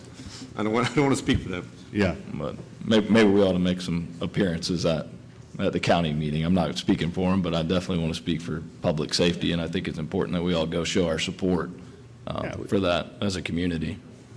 I mean, they visited our meetings. I think it's worth paying them the same respect. Absolutely. Mr. Paul or Chief, we were talking about whether we should do all lifeguards or do public-private. Mr. Paul, you're welcome to, Yeah. Chief Morgan, you're welcome to have the floor. Mayor, Council. I was just hearing from you guys what your opinion is on, I like Councilwoman Coburn's idea. Yeah. Where do you guys feel you get more bang for your buck? I 100% can tell you, I know I can control lifeguards and make a difference with that. That being said, we do have a window of opportunity. We know that right now, we're probably not going to hit the season. By the time funds get approved, guards get hired, guards get trained, there is an opportunity to go after some public-private partnerships with some level of participation that you guys are looking at and not affect what we're doing this season. So there may be a window for advertising to take a look at it, and then if nobody comes on board, we still have time in the off-season to hire guards, get them trained, and get them ready to go for next season. So you do have a window of that to look at. Now, to what level that you guys want to, fund this thing for a public-private partnership, more guards we have, the better. So, if it makes it enticing, gets businesses on board, we get protected beaches, that's important for us. So, but there is a window. Yes, sir. Okay. What's the cost on a full-time lifeguard? I think we ran that. The $330,000 that we were talking about before gets you 4 guards. 4 lifeguards. So with that, coupled with the 6 that were approved, we have 9 full-time on staff. That gives us over 100% increase in That's what we're right. doing right now. Dang right. That's a big improvement for us. And you could use them wherever you needed them at, roving or Yeah, so stationed. with the response model we have set up right now, that puts more guards roving, and then we stage them at identified, our biggest target hazards, rips Right. and stuff like that. If you have an area that has a real bad rip, you would move them there. Yes, sir. During that That's time. what we have at the moment. Yes, sir. I think we need that flexibility to be able to put them where we need them rather than have them say on one specific property. That's why I don't like funding the full amount for a business. I'm kind of leaning that we're not going to get any businesses, but I agree with Councilmember Coburn. I think she's absolutely right. We need to give them to him, let him control them. He's the expert, him and his team. That's where the money needs to be spent, in my opinion. Well, I mean, I would say, sorry to interrupt. No, go ahead. I would say, at least what I heard when Director Paul came up here is that lifeguarded beaches are the safest beaches. And so it is the permanent lifeguard. The roving guards are great, they're flexible, but there's a difference between stopping something from happening and reacting to something that's going to be happening. So having the permanent beaches and maybe getting 1 or 2 or businesses on board with a partnership to have new permanent beaches, especially because it gives visitors the flexibility, if they're particularly safety conscious, gives them additional beaches other than the 4 that are available. Sure. Yeah. I guess, can I say one thing here? Sure. That what I'm understanding is you're taking them and putting them in the most vulnerable locations, those roamers, and at that point, they become stationary? Well, they're stationary until we see. Until you see another, or you get a call. incident, So they're not going to be guaranteed to set up on that rip for the whole time. And historically, we have, maybe I'm wrong, correct me, please, but we have historically maybe worse locations than others on our beach, or no? Well, it's coupled with, population density, at those locations as well. Right. So, yeah, we have some known spots that we have identified. as- So if we spent money on a public-private partnership and that partner had a relatively safe beach per se, we can't dictate who we make do the public-private partnership, and we can't dictate that. So, I mean, that to me, having that flexibility, that's what I like. I think that makes more sense, and the more I think through it. Yeah, there's a give and take with everything. We get a Sure. partner, we're going to dedicate those 2 lifeguards to that beach and that beach only. Right. So, which is good for that beach, and to the mayor's point, that's where those numbers come into play. Yes, sir. And it's, without a doubt, the best way to protect a beach is to have one there all the time. Unfortunately, we're just not there yet for the whole beach, so therein lies is making the most bang for our buck and doing the best we can for our community. Can those stationed lifeguards leave their post to assist? Within reason, to the outside, yes. Okay. Yeah, that, and we make that clear to all the businesses. What does that parameter look like? How far? I don't remember, Daryl could probably speak Okay, to that. I don't remember that's off the fine. top of my Sorry, head. I'm not trying to put you on the spot. Yeah, I mean, I can speak to, there is no perimeter. So in our contract, it's very clear that even though those lifeguards are part of that public-private partnership, they are still serving the public at large, and they can respond to any emergency anywhere on the beach at any time. So we put that in the contract very clearly. So so we set the expectation with the partner that when they see those guards leaving that beach, that's not some sort of breach of the contract or whatever. That is part of the expectation, because while those guards are stationed on that private property based on the partnership, they are still, we make it very clear, they're still serving the public at large. Right. But given the way we patrol and set up our beach and zones, they're never too far away because we always have backup responders. Yes, sir. So. Yeah.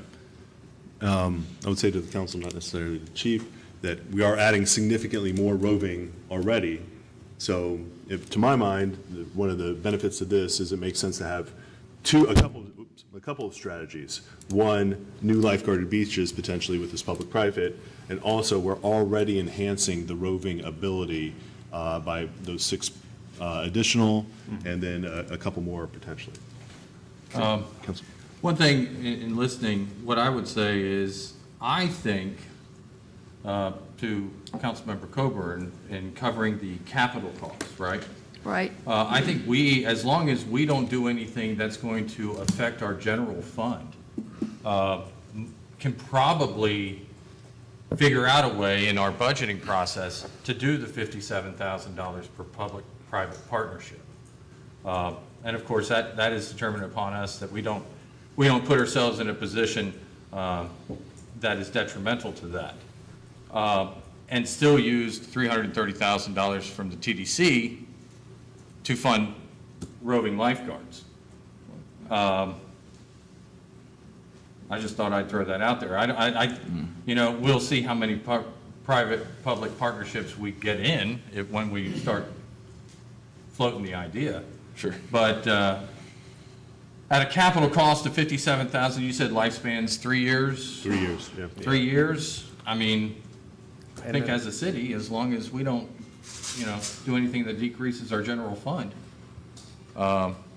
we might be able to work with that. Yeah, I mean, certainly the capital cost. Yeah.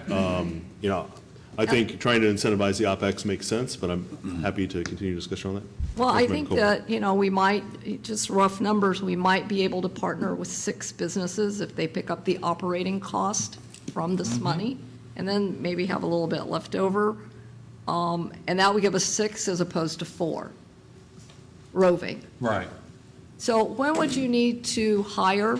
I think you said January, you need to hire and start training lifeguards? Yeah, I mean, we're always going to be, advertising for that. But, yeah, so, realistically, if we wanted to go after this, we could advertise this through the first of the year. If we didn't have anything by the new year, we would definitely need to make our hard push for hiring additional lifeguards. Okay, guys, I mean, Not to be let's start wrapping this up. One thing. Yep. With rovers, with the flotation, the PRTs? All right. With the PRTs, I heard you say something about adding GPS? Yes, sir. So if those are GPSed and activate upon usage, then the more rovers we have, we can respond to that as well. So, just thought I'd throw that out. Can I clarify one thing? Yes, sir. Please. The 6 lifeguards, I keep hearing 6 new lifeguards. That gives us 2 additional rovers per day. So, did we hire 6 new, or we just take them from part-time to full-time? So we've traded out some of our money for the reserve program, you know, the part-time people, seasonal people. Sure. So typically, you know, we used to be able to put 12 seasonals on. This past year, we weren't able to do that. Okay. And so, but also, we're going to get more bang for our buck with full-times because this past year, what we saw with seasonal is they just, you know, they may work one day out of the week. But So we it's hard to haven't quantify. added 6 new lifeguards. We've taken them from part-time to full-time. Correct. Correct, okay. Seasonal. That's why I think it's so important to use this 330,000 to give you more people under your discretion and how to use them. I agree with Councilman Register on your discretion. And, You're the expert. You guys are the experts. That's Yeah, right. and some of this we're learning together, right? How to scale this program. So I'm open to push for more of those partnerships, provided that they still cover the funding to hire the lifeguards to go there, and we don't detract from the team that we already have to fill those spots. Right. Absolutely. Yeah, those would be. That's my only yeah. concern with that, is that we take guards that we already depend on, Mm-hmm. and we put them at those spots. Yes, sir. As long as the funding works out where that partner funds those guards to go there, then I'm comfortable moving forward. Right. Okay, so, I think I heard that we were okay at least covering the capital. Correct. And we can, of course, thank you, Chief. We can, of course, limit this so that we don't have people rushing, you know, too many takers. What are the thoughts about covering the operational expenses partially for the first 3 years? No, I'm with just capital. I think this Just is too capital? big of an issue. Okay. Yeah. So, the direction would be, when we get the funding, write up something that covers the capital and advertise it. I think you, Councilman Casso, wanted some time period on the advertisement. Maybe October 1, Well, end of the fiscal year, or January 1, whatever Okay. time frame the staff feel Yep. they need to do it. I'd like to see us wait until the end of November, because we don't know how long it'll be before the county approves this, unless you think they'll be approved at the next meeting. Well, they're on October 1 budget, so they'll have to do it by then, Well, if they're going to do it. me personally, I mean, I'm okay trying to find it in our budget to do the, The 40? yeah, or what is it, yeah, 46, Yeah. and not wait on TDC money. We're coming up on budget season. We can see if we can't allocate a little bit aside to see how this flows. Yeah, so that would be if we had one or two. Yeah. Start Yeah. looking it up. Mr. Davis? Yeah, Mr. Davis. I'm sorry, so if you were, I think, how many beaches would you want to cover if you weren't covering it out of the public safety money? Would you want to put a cap on the number of beaches when you advertise this? Yeah. And you say the city is willing to enter into X number of public-private partnerships with the subsidy of X number for the capital cost, some direction on how many beaches you would like to accept. I mean, if you get 10, you may have yourself a problem. Yeah. So I'm just trying to. I was thinking about 3. I was thinking 2, Yeah. and then we can always expand it. Yeah, I mean, I'm certainly a max. So- We don't want a single loan. If we get 1, we don't want to say, okay, we're full. You know, if we get 3, I mean, I'd take 3, but we don't want to overscale. Yeah. Yeah, I would say let's talk to finance here. I think the question becomes, Cole hit the nail on the head, how many do you want to cover? Because we'll have to build, the only place to take that money is from general fund Right. reserves. So how much are you willing to take out of the reserves to cover that cost? Because we don't currently have that built into the budget. We can Right. do it, we just need direction from you on Yeah. how many you want to include. So, I mean, I'd be happy with 2 until we get that, if the TDC money does get allocated, then maybe expand it to 3 or 4. 3? You guys are talking about just fronting the money now. Yeah, just fronting the money now, Yes. yeah. Well, me personally, I would like to see about whether obviously, we're not going to be able to do it for everybody, but fronting the money for the capital costs and then using the 330 for roving lifeguards. Lifeguards, Lifeguards. let them Yes. determine what they, So for the. put them at where they yeah. need them at. So for the public-private partnership, just to try and bring this thing around. Yeah, we'll start at 2 and we'll go from Yeah, there. well, I got it. 2 potential. Capital costs for 2. Capital costs, 2, right away. So we can advertise it right away. And then when the, if and when the county brings in the TDC money, is there any appetite to expand that, or are we going to just cap it at 2? Are we going to reimburse this money? Or are we asking we would, our taxpayer dollars to go It would be to? taxpayer dollars. I mean, I'd like to talk to some residents before, because if we're going to use their money, we're already putting lifeguards at the beaches that they use, the public beaches that we offer. And that's the only concern that I would have, is using money out of the general fund to do that. I'd like to maybe possibly have some conversation. I'm not trying to throw a monkey wrench in this thing, but I'd like to know what they think. Yep, sorry to interrupt. Go. No, please, yeah. Okay, I'll be happy to, let's just look at reimbursing. If we're only doing 2, it's a capital cost over 3 years. We're doing 2. Like, let's front it, then reimburse it, should it come. Does that make sense? We can always revisit. We can always revisit. Okay. Yeah. Is that correct? This is expecting this, this program to work. Right. Okay. So 2 from general, capital only, and if and when the TDC money comes in, it comes from then, we can always revisit that at some point. All right? Sounds great. Can I get a couple- Going, sold. All right. Can I get clarification on the advertisement time? Yeah. There was talking of 30 days. Advertisement time, I'd be happy to do it to the end of the year, to January, but if you want to just do it for a month or 2, I'm fine with that too.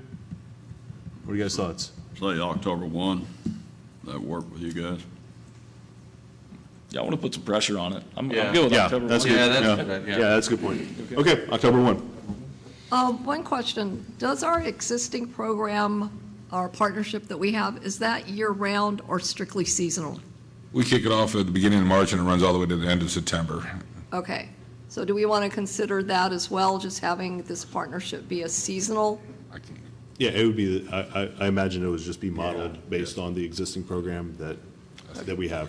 No, Exactly. in my previous industry, we call those unicorns. Nothing special, Just a unicorn. just do the same things. Well, I just thought of one thing. Sorry, I'm sorry, but if we're doing this, we already have one public-private partnership in play. So take that into account as well. Yeah, well, we're not covering OpEx though. Okay. So, we can talk to them about whether we want to buy back their capital because they own that capital, or they insisted on it. They bought their own. Yeah, they Oh, bought their okay, own. then. Yeah, Oh, yeah, okay. so, There we go. yeah. Okay. Has the direction been clear? Clear enough. Clear enough. Clear enough, all right. As Let's try and bust through the rest of these, and then I'm going to suggest a recess. Okay. Be great. Okay. LED warning lights, staff, Right now, the LED warning lights are conceptual. They're not ready for production, so there's not really nothing to talk about on that one. And I'll say, that's, TDC's working on that. okay. That was fast. Okay, great. Flotation devices. This is something that Councilmember Paul Castle brought up in reference to Red Flag Days, having someone wear a flotation device or take a flotation device in the water with them. And I'll turn it back to him because I think he's got a couple other ideas. Yes, I think at the last meeting, I asked Cole to research if there was any other coastal communities that required swimmers to wear flotation devices, and I'll ask Cole to. Yeah, we searched nationwide. We found one city, Sacramento, California, which is not a oceanfront city, but they have rivers apparently, and they require The Sacramento River, I think. You wouldn't yeah. I'm want not. to get it. I can't say that I'm expert in California geography, but they have an ordinance that requires children 13 and under to wear a life jacket, a life preserver when entering public waters. That is the closest thing to Councilman Casto's idea that we were able to find. You know, Florida requires, if you're boating, if somebody on the boat is 6 years of age or under, has to wear Coast Guard approved life jacket. That is correct. You know, children are tough. I could see a non-swimmer walking down the beach and see some children in trouble and them trying to rescue them, which we've proven that's going to happen. I'm open to trying to do what Sacramento did and require children 13 and under to have not necessarily a Coast Guard approved, but because they all, you go down there and watch them, they carry all the stuff to the beach. They all have some type of flotation devices, and if they don't, they can buy them right there. Convenience store or any T-shirt shop, they're selling all kinds of flotation stuff there. That's the ones that survive a rip current, is the ones that have some type of flotation device. Somebody sent me after the last meeting an article about a lady in Japan that late in the evening, she was caught in a rip and sucked out to sea and nobody saw her. She survived for 36 hours because she had a little cheap inner tube that she was able to hold on to. So I think it's worth trying. I mean, I know we're going to have to change our signage and everything. Drew was telling me this year anyhow, is that right? When TDC goes through and does the upgrade to the beach access points, we'll change the signage then. Okay, and I'm saying just on a red flag day, you know, a single red flag, double red, they're not supposed to be in the water anyhow, but single red, that's when we have most of our drowning. So it's what the rest of you guys think about trying something, because we do seem to have more drownings than other beaches, so maybe it's something worth trying. I think, especially moving forward with PRT, that will provide good access to a flotation device. I'm game for putting the recommendation on the sign. I don't know about, I mean, you start requiring, it's just, if you're not requiring something specifically made to do what you're asking, then I think you're asking for an issue. But there is no harm in saying, hey, on red flag days, flotation device, you know, recommended. That's just my point. Okay. I think the same people that go swimming under double red flags are the same people that are not going to wear flotation devices. And I'm appalled at people that let their kids play out in the Gulf without having any kind of flotation device or even those little blow-up things in their arms. So, and how in the world would we ever enforce it? I think it's a great idea. The enforcement becomes the problem. You know, the enforcement becomes the issue for me.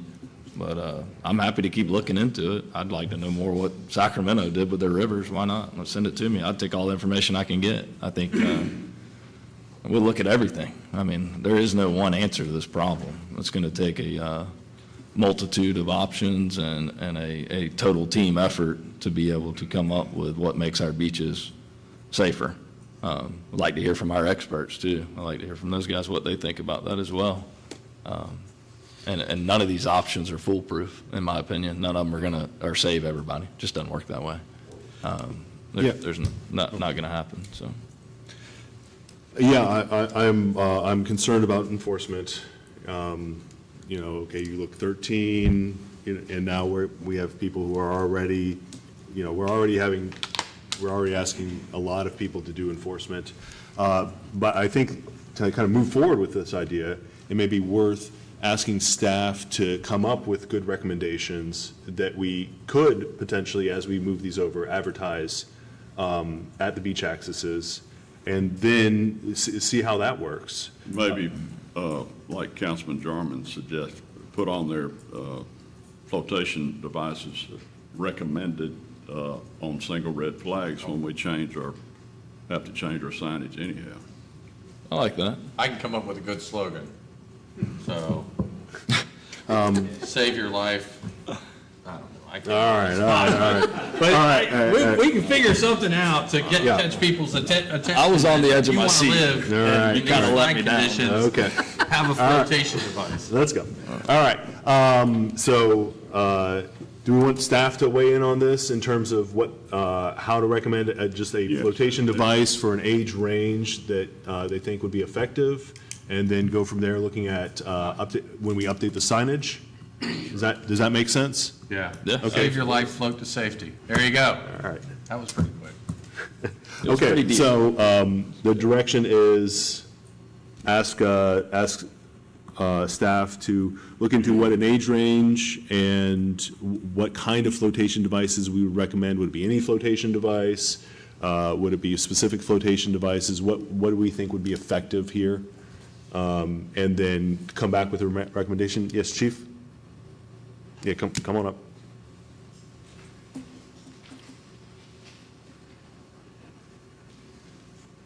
Yeah, if you want to give us recommendation, if we're just talking about a recommendation and not a rule, I wouldn't tie it to a flag color, and I wouldn't tie it to an age ratio.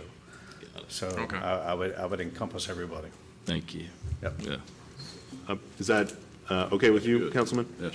Okay, so just a general recommendation, not tied to the flag, but, okay, for age range?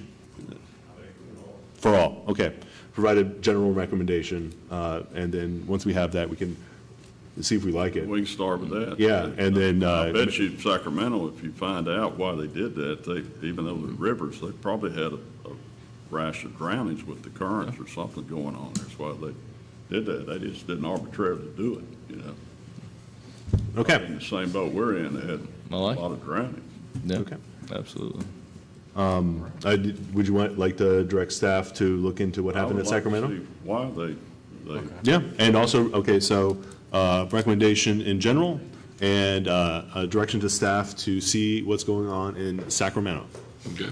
Okay, in terms of their ordinance. Okay, great. That was number 4. Number 5 is the ambassador program. City manager, would you like to speak to this? And then I think this was council and registers. TDC's looking in this, and I'll turn it over to Councilman Register. He was part of that for the ambassador program. Yeah, we're still at the same place. I just want to clarify one thing with the ambassador program. It's not to use that $330,000. This was a way for us to create walking, talking, informative billboards for the beach, not to use that money, but to use TDC marketing dollars to create marketing guides that are on the beach to inform people to stay out of the water. Preventative measures are the next best thing to a fully lifeguarded beach. So that's why I'm pushing for this program. I think it's important, and I think it's something that's enforceable. Chief Ray, I don't know if you have any opinion on this program.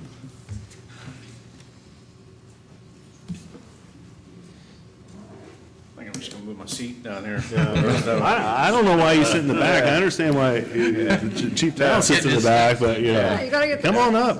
Yeah, Just this sit is a next to Cole. this is a win-win idea for us. You know, our full-time guards, coupled with our seasonals last year, made 1.1 documented contacts with people, educating them just on our area and our rip currents, and did 172,000 preventative actions. So, you know, this could be exponential for us, increasing our message and our footprint of safety. And I appreciate you looking at alternate means of, all of you looking at alternate means of, you know, protecting this community. Thank you. That's a big deal. I mean, that's huge.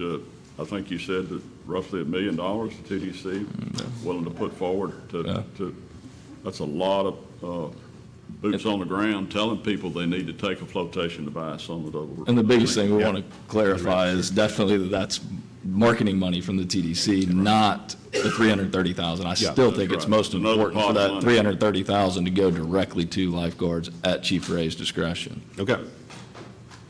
Further comments on this program? I think it's, you know, we've talked about potentially layers of protection. This is an exciting layer of protection, and we really appreciate TDC looking into this. I don't think there's any staff, is there any staff direction we need on this one? No, we work with the TDC and continue on, and I'll bring updates.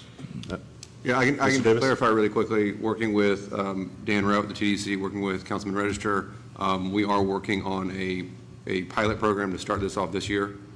So you should, hopefully we're ironing out the details now, but we'll have a lot more detail coming up on that. Okay, great. And then number 6 is AI software technology. Drew, and then I believe Vice Mayor has some more information on this. Yeah, this is something that you asked us to look in. The Vice Mayor and Holly met with the company last week when I was out of town, so I'll turn it over to the Vice Mayor. Okay. No, it was a good meeting. I think the company is very new. But it's definitely not something that I want to abandon. I want to stay in contact with them.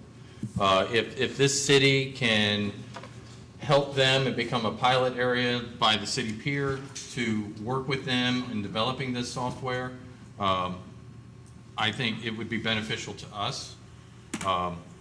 In talking to staff with our roving lifeguards, a good option for us is to go to a management or lifeguard management system called Tower One. Am I correct on that?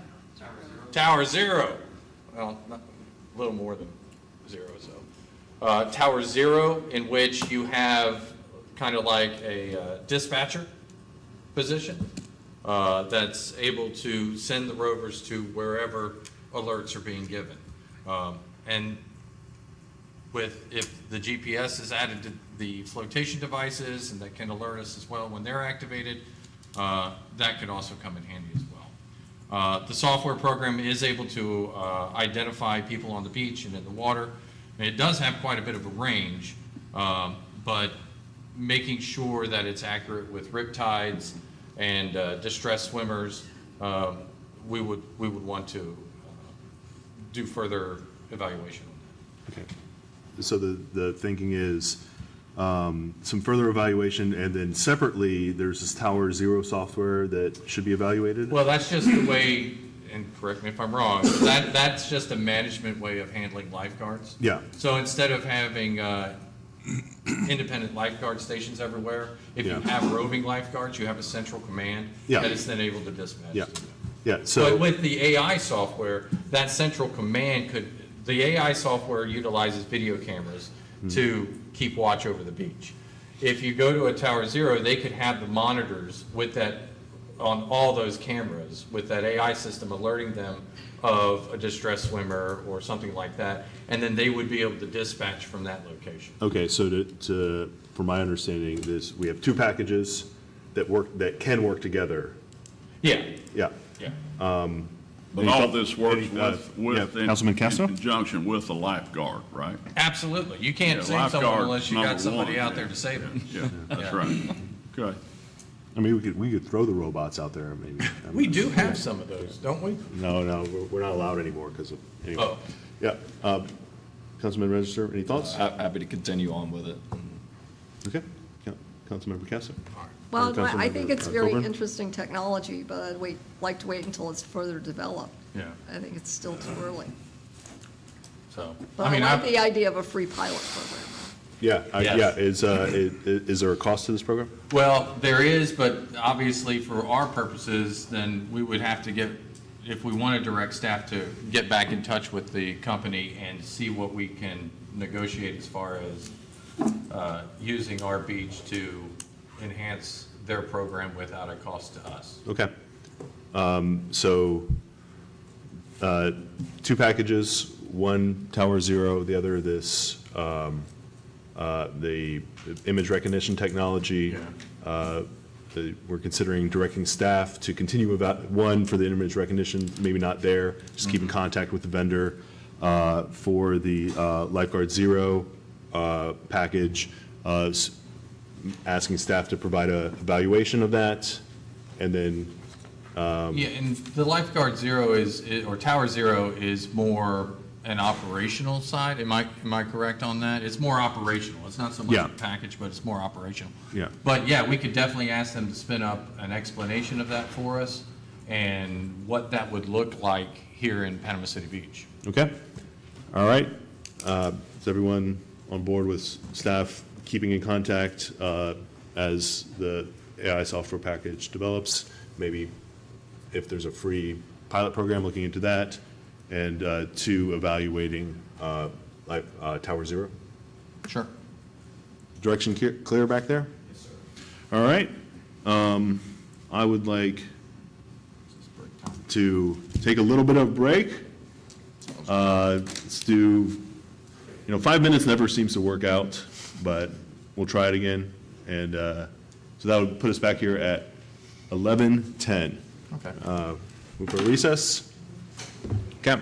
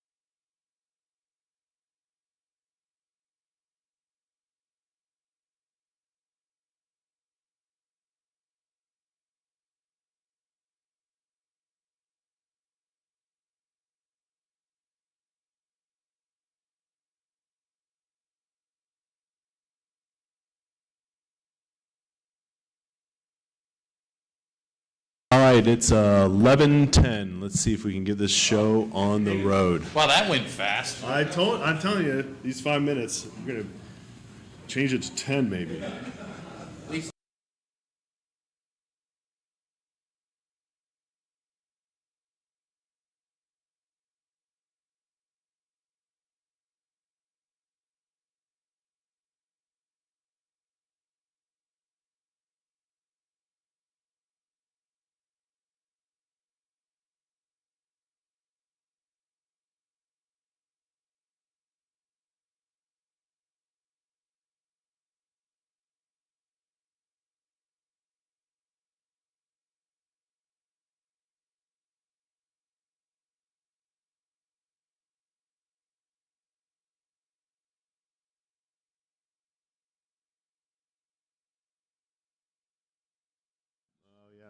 Very 11:11. Okay, we're back. Next up, the beginning of the agenda as originally envisioned. That is J1 Ordinance 1650. Mr. Davis, please Yes, read. sir. An ordinance of the City of Panama City Beach, Florida, amending Section 712 of the city's Code of Ordinances related to failure to observe the beach safety flag warning system, repealing all ordinances or parts of ordinances in conflict, providing for severability, scrivener's errors, liberal interpretation, modifications, codification, and providing an effective date. Could you please explain this ordinance, Mr. Davis? Yes, sir. So continuing our discussion of beach safety, this amends the way that we enforce the double red flag ordinance that has been on the books, in which swimmers who enter the water of the Gulf of Mexico when double red flags are flying are subject to civil and criminal penalties depending on the enforcing officer. This ordinance is primarily housekeeping to make the language of the ordinance match the enforcement mechanisms that are happening on the ground, and comes by way of a lot of communication with code enforcement staff on how things are on the beach. Yep. We still have kept the language about the ability to order someone out of the water, but also if a swimmer enters the water of the Gulf of Mexico when double red flags are flying, and the code enforcement officer confirms that that swimmer knew that the double red flags were flying, and they knew that that meant the water was closed, then they will be subject to a penalty, which matches it makes enforcement more efficient and more accurate based on the council's original intent. Okay. It enables the code enforcement officer to write a ticket. Is that what this? Correct. It changes the mechanism on when they write the ticket, if that makes. It was just law enforcement had to write the ticket, but now code enforcement can write a ticket. Is that? Yes, and we've had the ability for any member of city staff who's empowered by the city manager to enforce the code is able to write a ticket under this ordinance. This makes it easier for the code enforcement officer to determine a violation of the code. Yep. Questions? I'm ready to approve it. Motion, go ahead. I just wanted to understand the knew or should have known part of this. What was his thinking behind that? The thinking is, so oftentimes from talking to code enforcement, they will order someone out of the water. They will talk about the conditions of the water. They'll say, do you know about the double red flag system? Yes. And, do you know what that means? Well, I'm not entirely sure. Okay, but you knew about the double red flag system. You saw the sign that says the water was closed. So primarily that's legalese to make sure that if someone says, well, I didn't absolutely know something, even if the code enforcement officer determines that you walked by the signs and you saw the double reds and you knew that there was something about the water, then you should have known that you shouldn't have gotten in the water, essentially. Okay. And I think Councilman Casso's point in D, any personnel designated by the city manager can write these fines. Correct. Okay. Yeah. Further discussion? What, before? Public comment? We do public comment. Is there any public comment on this issue? On J1, ordinance 1650? I'm kind of sad Ms. Redmond didn't stick around. I think she'd be interested in this one. No public comment? Okay. Yeah, so. Motion to approve. Second. Ms. Fazzoni, please call roll. Councilman Register? Yes, ma'am. Vice Mayor Jarman. Yes, ma'am. Councilman Casto. Yes, ma'am. Councilmember Coburn. Yes. Mayor Tettemer. Yes, ma'am.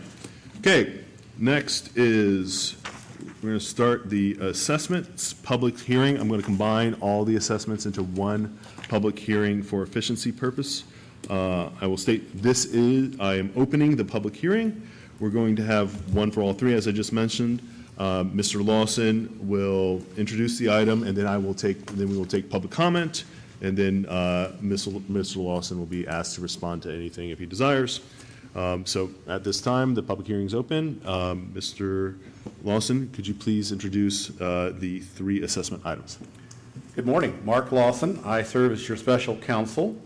You have three noticed public hearings. They've been duly noticed. Your clerk has proof of publication. It was noticed both by publication and using the Florida's new alternative approach, which allows for laying this out on the county records as well. So it's done both ways.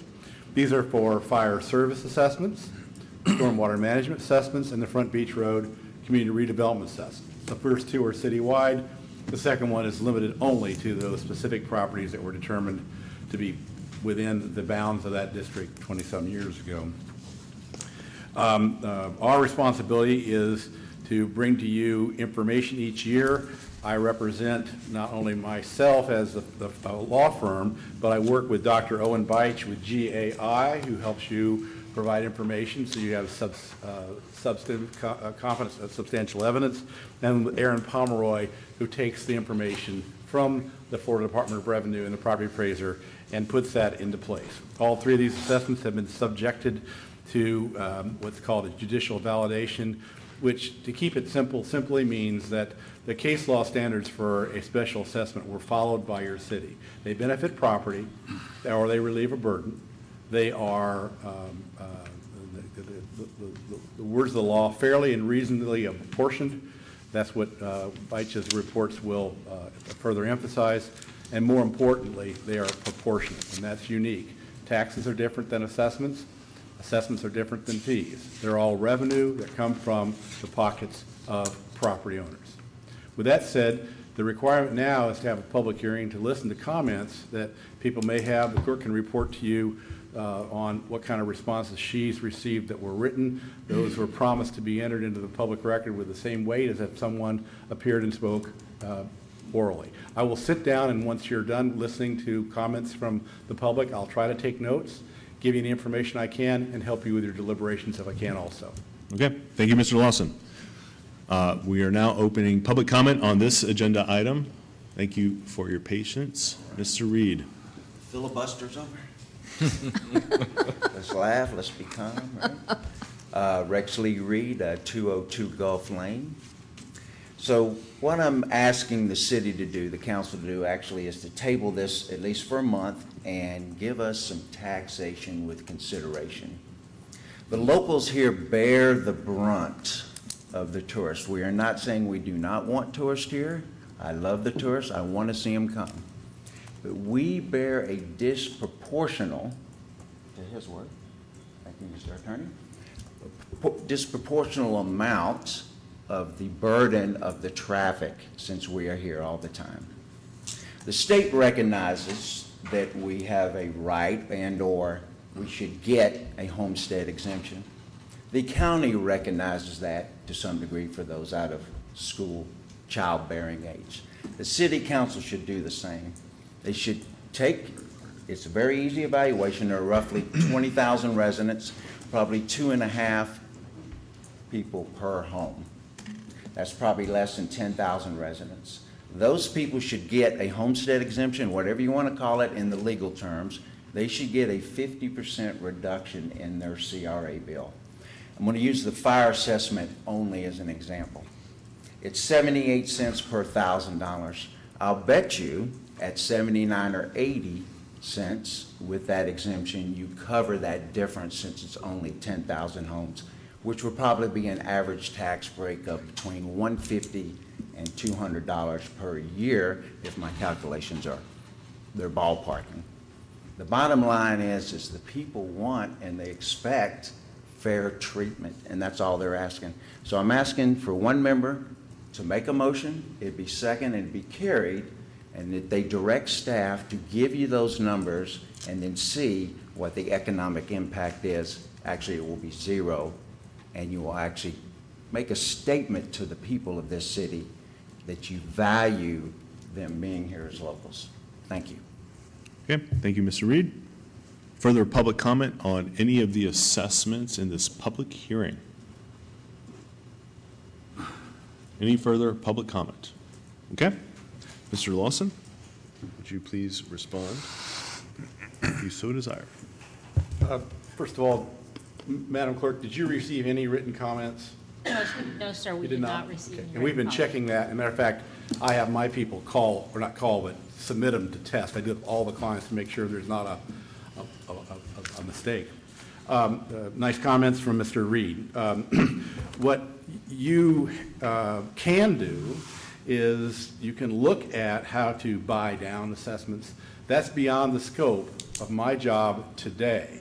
What I have for you is a recurring contract to bring to you information, take your budget, show you how to digest that. That's in your agenda with specific rates.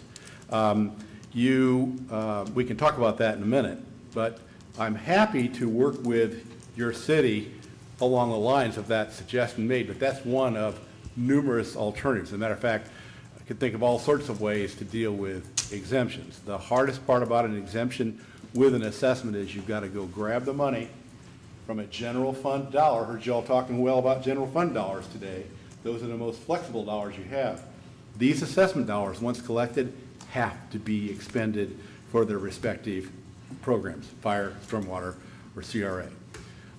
I don't need to remind, but I will say it for the record, the CRA assessment is really done to fulfill a legal interlocal obligation, and I won't go into that further unless you ask me. My suggestion is that, thank you to Mr. Reed, you can take that under advisement, but this is the point of the year where you've got your budget going, and I think that I would get concurrence from your staff. If you set the rates at, we can talk about that, then they know how to budget through the rest of this year. There's a desire to continue to discuss how to modify this to make it more resident responsive or more business responsive. But I can tell you from the standpoint, a legal standpoint, what you're doing is in fact proportionate. Mr. Reed brings up proportionality. That has to do with proportionality with a lot of other things, but within the assessment itself, it meets legal standard.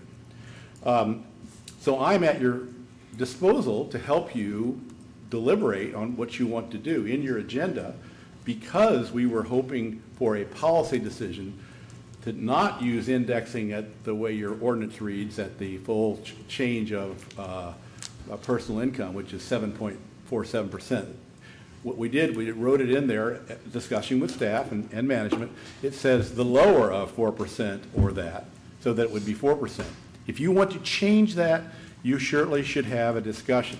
I'm prepared to help you do that, and we have documentation so we can do that in short order so that your resolution can be adopted. I would encourage you to do that so that you can get on with your budget. But to the extent that you want to revisit this later this fall or in the year, I would recommend it. The only thing I would ask you all to do is going forward is make the decision to address this earlier in the year. We can get the data that we need from the Department of Revenue as early as February, so we can tell you what available revenues you have with regard to a proposed budget, so that you all can get an idea of how you want to do it sooner in the year. I enjoy working for this city, but we have redone this 8 times. That's okay. But the whole point is it will help us if we can help you think through the process. Is that fair, Mayor? Thank you, Mr. Lawson. Yeah. And I'll answer any other questions you have as you go through it. Okay. I think at this time we can close the public hearing, and then we can discuss here. All right. Public hearing is closed. Mr. Davis. What's it? No. All right. No crosstalk here. Sorry. Could you read the title of Resolution 24-156? Yes, sir. A resolution of the City Council of Panama City Beach, Florida relating to the availability and funding of fire protection and related essential services, facilities, and programs within the city. Providing for the imposition of special assessments within the city to fund in part the services, facilities, and programs associated with the continual readiness to provide fire protection, identifying benefits, burdens, and costs to be assessed, establishing the method of apportioning benefits, burdens, and costs among specially benefited property, adopting an assessment role, providing the method of collection, providing for associated policy direction, and providing an effective date. Okay, thank you, Mr. Davis. And it's my understanding that we're a little bit later than normal in this process simply because, the election happened and we wanted to give the new council time to sit down. I know I personally would be interested in exploring a homestead exemption, especially for the fire assessment. Ask staff to see what the costing and the availability would be on that. But in terms of the rate now, I wouldn't want to touch the framework on that. I think we should just discuss the rate now. Vice Mayor. Sitting down with staff and looking at the numbers, I'm of the opinion right now that we have a 0% increase. I think we're okay. We would really have to look at the numbers as far as a homestead exemption because anything that's taken out is then substituted out of the general fund. I know I've done, for me personally, and I don't know if anyone else has, I've gone on the property appraiser's website and I've looked at what people are paying for a house that's worth what I'm paying in Panama City, Lynn Haven, everywhere else, and we're not even close to them. They pay substantially more.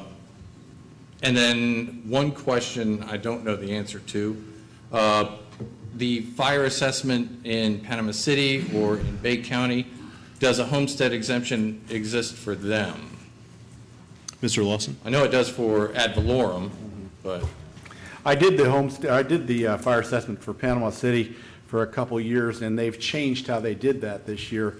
Last year, we helped them set up a homestead exemption. It was for the first tier, I think it was $75 across the board for everybody who had a homestead as of a certain date.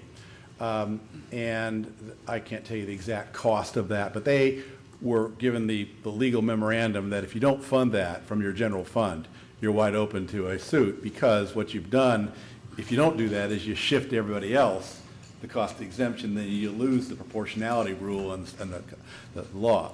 We certainly can help you with that as you go forward. I don't know what Bay County does. I have looked at Bay counties in the past, and all I can say with some degree of being circumspect is the last thing you want to have is a assessment that is nothing more than a value-based charge, because that's the quickest way to wreck and make unlawful a special assessment, and that is to have it look just like a tax. We were very careful to use only improvement value on yours and then have the per parcel charge, and that's why we validated that. I'm very happy with that, but just say we're going to charge you so many mills, I wouldn't recommend that. So I don't know what Bay County does. Gotcha. And I think it's also, it's been said, City of Panama City Beach does not have an ad valorem tax.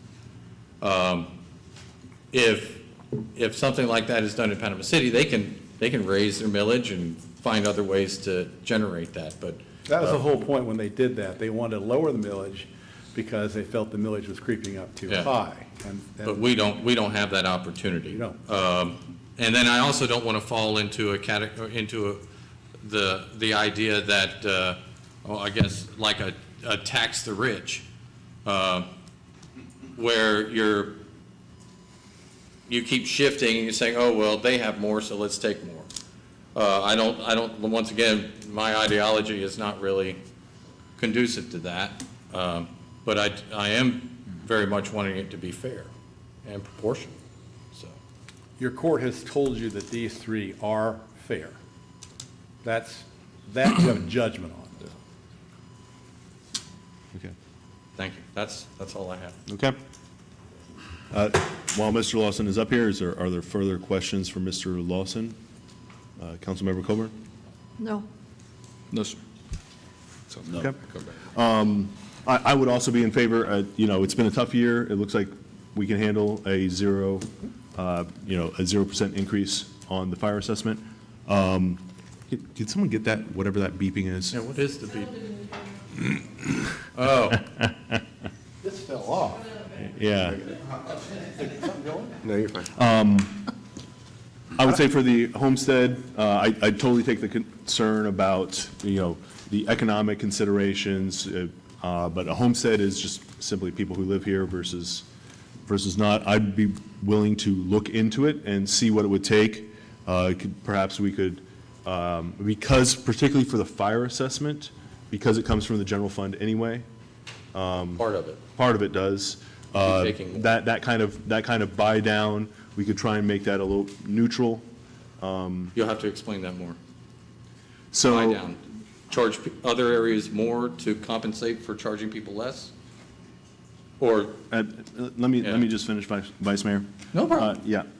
Well, what you would do is you would raise the assessment a little bit, and because it's all coming from the general fund, because we're already backfilling it from the general fund, the buy down would be net zero for the assessment.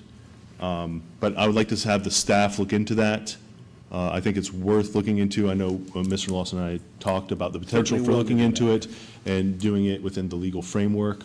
I'm not saying we're going to do it this year, but I think it's worth looking into and see what it would take, see what the general fund impact would be. So, but if we're just going forward with is there any opposition to the 0% increase for fire?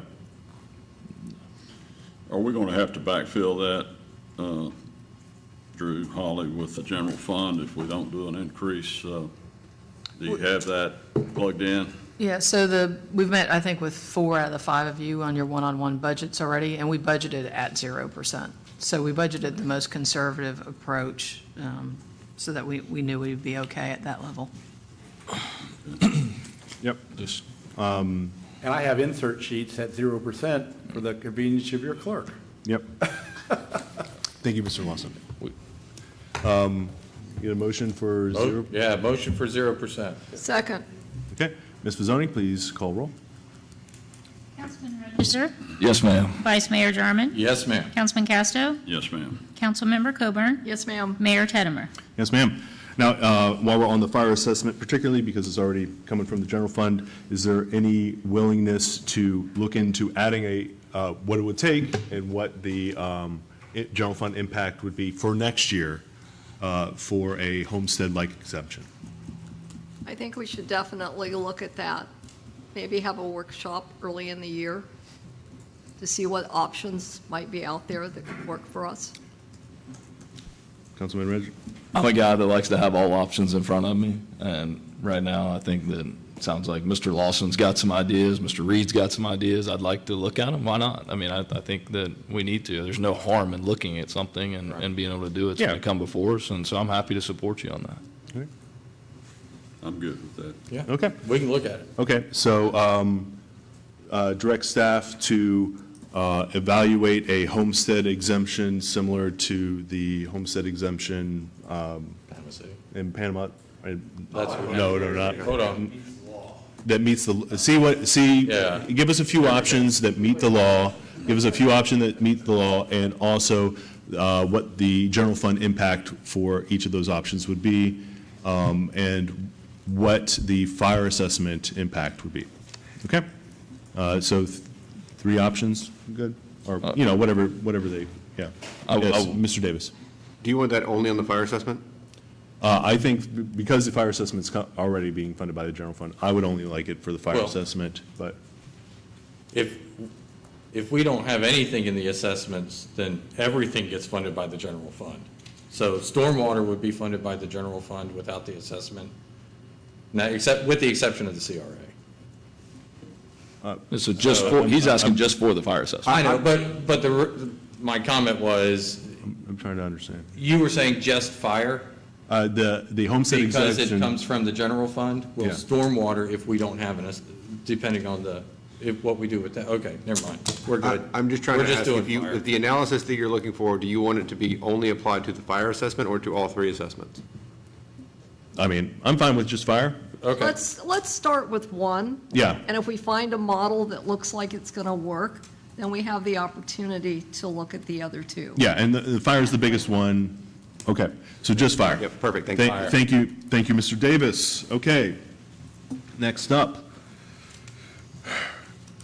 Resolution, agenda item J3, Resolution 24-157. Mr. Davis, would you read the title? Yes, sir. A resolution of the City Council of Panama City Beach, Florida, relating to the availability and funding of stormwater management and related capital services, facilities, and programs, including capital infrastructure and equipment within the city, providing for the imposition of special assessments within the city to fund in part the services, facilities, and programs associated with the continual readiness and maintenance of stormwater management services, facilities, and programs, identifying benefits, burdens, and costs to be assessed, establishing the method of apportioning benefits, burdens, and costs among specially benefited property, adopting an assessment role, providing the method of collection, providing for associated policy direction, and providing an effective date.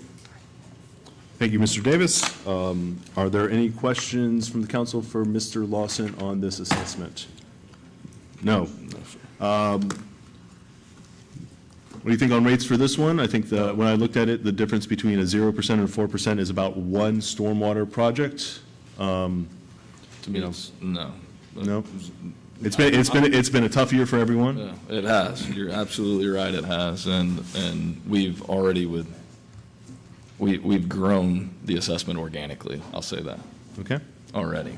Yep. Through growth in our community. Yep.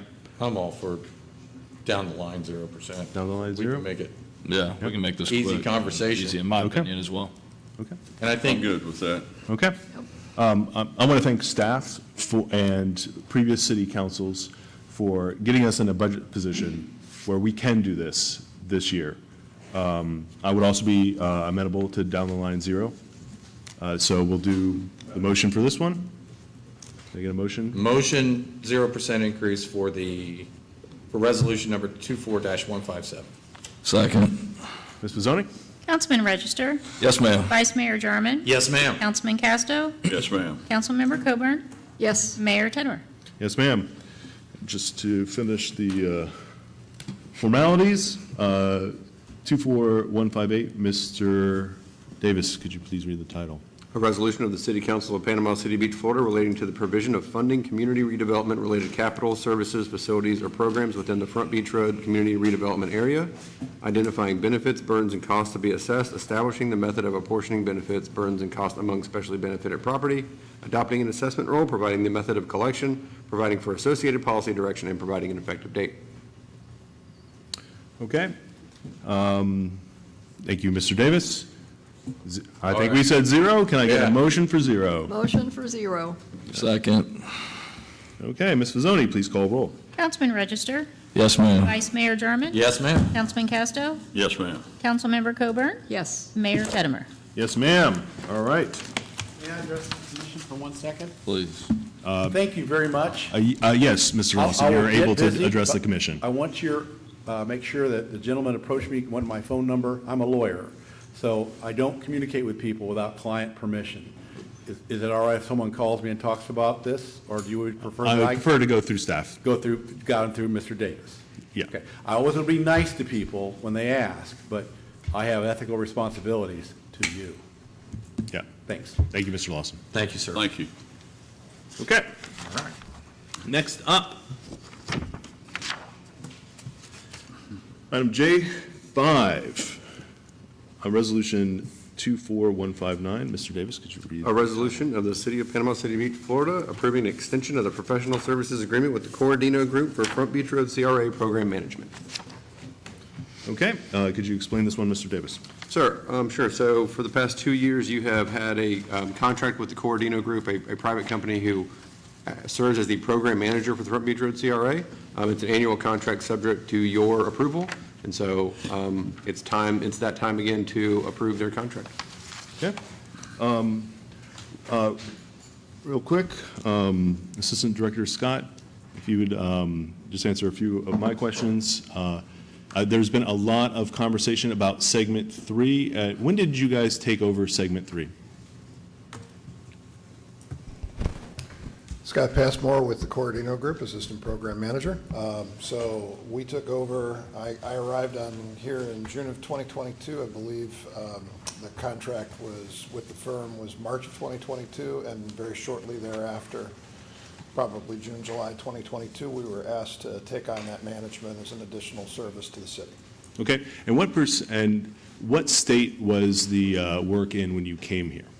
Project was approximately 15% complete. There was a significant change order for drainage modifications that was put in our lap to negotiate and finalize, which we did at that time, and we were able to restart the work at that time. Okay, and now what percentage is it? We're at about 85% complete. We have the majority of Arnold Road complete, including the roundabout and west of the roundabout. We're currently working to establish power services for lighting and irrigation. North side of Front Beach Road, east of the roundabout, is open to traffic now, and we're completing the final portion of the road, including the drainage on the south side. So you came into someone else's project with existing direction and were able to move it substantially forward over the last couple of years? That would be accurate. Yes, we've done everything we can to resolve issues with that contract and move it forward toward final completion. We're hoping portions of the project late this year and probably the overall project sometime in mid-2025. Okay. From my perspective, progress has been quite substantial there, and I know for some of the other projects you've done, for Alf Coleman, that one moved very quickly, including something that people frequently ask about working at night. I noticed you've been able to get that done on Alf Coleman, so I think you guys have done a great job. I appreciate that. Anything? Yeah, I'd like to compliment Scott. I think he's done a great job for us, and he's so good with the public and so patient with them and explaining everything. I think that since the Corradino Group has taken over, they have moved this project along, and that's what it needs. It needs to get done. Absolutely. Yep. I appreciate your confidence. All right. Motion to approve. Well, I think Mr. Well, I was just going to say, you know, that Section 3 started off in rough territory in, I believe, 2020? 2021, May of 2021 was project So, started. I mean, it's a lot of disruptions in the beginning, so I'd like to thank you as well for getting that done. Now, you know, I'm still ready for that north-south corridor of 79 to get cleaned up and look done. But yeah, we have a motion. Thank you, Assistant Director. Thank you. Thank you, Scott. We got a motion and a second. Ms. Fazzoni, please call roll. Councilman Register? Yes, ma'am. Vice Mayor Jarman? Yes, ma'am. Councilman Casto? Yes, ma'am. Councilmember Coburn? Yes. Mayor Teddemer? Yes, ma'am. Okay, next up is J6, Resolution 24160. Mr. Davis. A resolution of the City of Panama City Beach, Florida, approving an agreement with New Line Skate Parks Florida, Inc. for the design and construction of the Frank Brown Park Skate Park project in the amount not to exceed $1,400,000 and designating the use of ARPA funds for the project. Okay, Mr. Davis, can you please explain the contract? Certainly. I can't remember the meeting, but you had a discussion item where you chose to move forward with the skate park at Frank Brown Park, based upon, you know, and the prior council had approved New Line as the top-ranked firm for the RFQ that you put together. This is now the contract with New Line coming back to you in line with your previous direction and allowing us to use American Recovery Act funds for that purpose. The contract is fairly simple. It follows the outlines that we put together in the RFQ and the process put together in that RFQ. So based upon the contract, they will begin design work in conjunction with city staff, and I believe the city manager intends to put together some committees to review that design. Thank you, Mr. Olson. And then obviously, once that design work is complete and we're ready to present to you, you will have another opportunity to review that and approve that design prior to construction. So this is a design build contract. New Line will do the entire project from cradle to grave, and we look forward to starting. Okay. What's the length of the contract? I believe that the design work is slated to take approximately 21 weeks, and construction would be about 18 weeks, assuming that the design process doesn't get bogged down by permitting or other things that can affect a construction project. But there are liquidated damages once we get into the construction phase. There's $500 per day liquidated damages once construction starts. Yep. And the design phase includes public comment for the item? Correct. Okay. Any other questions for Mr. Davis before I take public comment on the item? No, sir. Not to exceed 1.4 million, was that the cap we put on the price? Yes, sir, that was your budget for the project, and so miraculously, the price came in right at the budget. Always does. Miraculous. Always does. Okay, public comment on this item?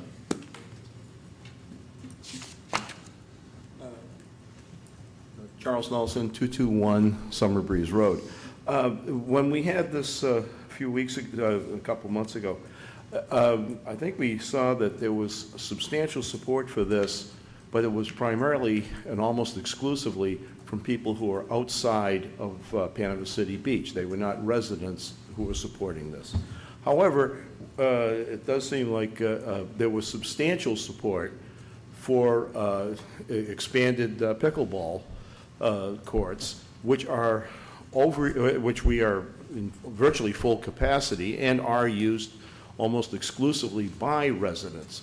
And I almost think we're putting the cart before the horse. Why are we pushing a skate park, which is not going to be used primarily by our people, instead of pickleball courts, for which there is an immediate recreational need by our residents? Thank you. Thank you, Mr. Nelson. Further public comment? Ms. Joyner? I believe, I just want to be correct here, there is pickleball in the plan for 2025. Yes. Do you know what the time frame is for the pickleball courts? Once we go to budget and that's approved, I mean, we're already working on putting together the specs in hopes that it's approved. It will go out pretty quick after October. Okay. Mr. Whitman? We have to finish our stormwater master plan for that area first, and then we'll start construction on the pickleball courts. Okay. So if I recall from that meeting, in fact, the vice mayor suggested moving up the pickleball RFP. And so that was done. We need the stormwater master plan done. And then once it's budgeted, we're ready to go. Okay. We're not complete yet. We've started it, but. Yeah. Okay. All right. So it is in progress, Mr. Nelson. Thank you. I wanted to make sure that was clear. We did a both and instead of an either or on this one. Absolutely. Every time I talk to Mr. Whitman, that is my first question. Where are we on the pickleball court? Yeah. Yep. Okay. So any discussion on this contract? I'm just excited to move it forward. Motion to approve. Second. Ms. Mazzoni, please call roll. Councilman Register? Yes, ma'am. Vice Mayor Jarman? Yes, ma'am. Councilman Casto? Yes, ma'am. Councilmember Coburn? Yes. Mayor Teddemer? Yes, ma'am. Next up is item J7, Resolution 24161. Mr. Davis, could you read the title? Yes, sir. A resolution of the City of Panama City Beach, Florida, authorizing additional contingency funds for change orders to the city's agreement with CWR Contracting, Inc. for the construction of the Front Beach Road Segment 3 project to address unforeseen circumstances and under certain conditions in an amount not to exceed $150,000. Thank you, Mr. Davis. Mr. Passmore, could you please explain this item? Certainly. Scott Passmore with the Cordino Group. So the contract that we have for Segment 3 is a lump sum contract with the contractor, so it has various breakdowns, but generally it's a lump sum contract. So from time to time, we have minor changes that are within Drew's authority of $25,000 per item that we address via a change order or a change directive. This funding will provide for our continued ability to do that. We are currently at a state with the contract where we need to add some funds to be able to continue to do that. Some examples that I can give you from past agreements where we've had subsurface concrete that we found in the road that was not identified in our plans that we have to compensate the contractor to remove. It's not usually covered under clearing and groving. Minor drainage corrections on adjacent properties that are consistent with the scope of the contract, but we need to clean up. And then small utility service changes and adjustments. So all of these changes follow the intent to make the project functionally operational in accordance with the original contract, and there's some statutory language that covers that. So it's not scope changes, it's not significant changes, it's minor changes to keep the contractor working. So we would appreciate your consideration and approval. And based on the discussion previous item, again, this is a contract you guys took over, and, you know, you're going to find stuff like this. Yes. And so you've taken it over, you've moved it forward substantially. You need this kind of, this pot just be able to efficiently move forward to finish Yeah, it. it allows us to keep the contractor working, not have claims for delays, so. Okay. Okay. Any questions for Mr. Passmore from the council? Okay. Motion to approve. Thank you, Mr. Passmore. Second. Ms. Vizzoni? Oh, wait. Wait, oh, public comment? Yeah. Yeah, we need a public comment on this. Any public comment on this item? No public comment. We have a motion on the table. Councilman Register? Yes, ma'am. Vice Mayor Jarman? Yes, ma'am. Councilman Casto? Yes, ma'am. Councilmember Coburn? Yes. Mayor Tettemer? Yes, ma'am. Is that it? It? Oh, my goodness. Okay. Mr. Whitman, the city manager's report, please. No report today. Good man. Okay. Mr. Davis, have you talked enough yet today? I actually haven't. So I'm going to address the prior public comment about the alleged violation of the Sunshine Law very quickly. Thank you. On June 13th, you, as a council, passed Resolution 24-142, which is what moved the regular meeting of the city council to 5 p.m. for July and for August.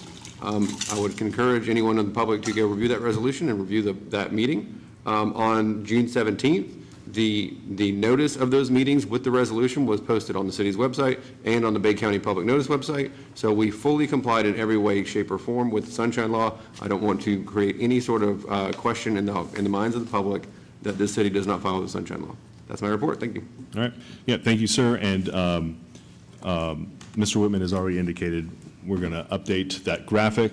I think that's the one place we found it, and I'm sure we'll find new procedures to make sure when we do that again. Again, we changed those meeting times for the public so that they could get to the Thursday night concert series. That was for the public, and, you know, missing a graphic is unfortunate, but, you know, we're making progress here.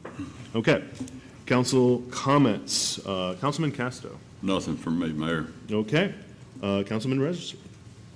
Just want to congratulate the principals and teachers at Beach Elementary, Breakfast Point, and Surfside. All of those schools achieved A status. All three of those are right here in our backyard. Those are our beach schools, and I think that's exciting for education on the beach to have three of our schools that were previously B schools now be A schools. Breakfast Point may have been an A school last year, actually, but the other two moved from B to A, I'm sure. So I'm just excited about that. So if you guys get a chance to reach out to them, I think that also speaks to the leadership that General Mark McQueen has also provided in our community.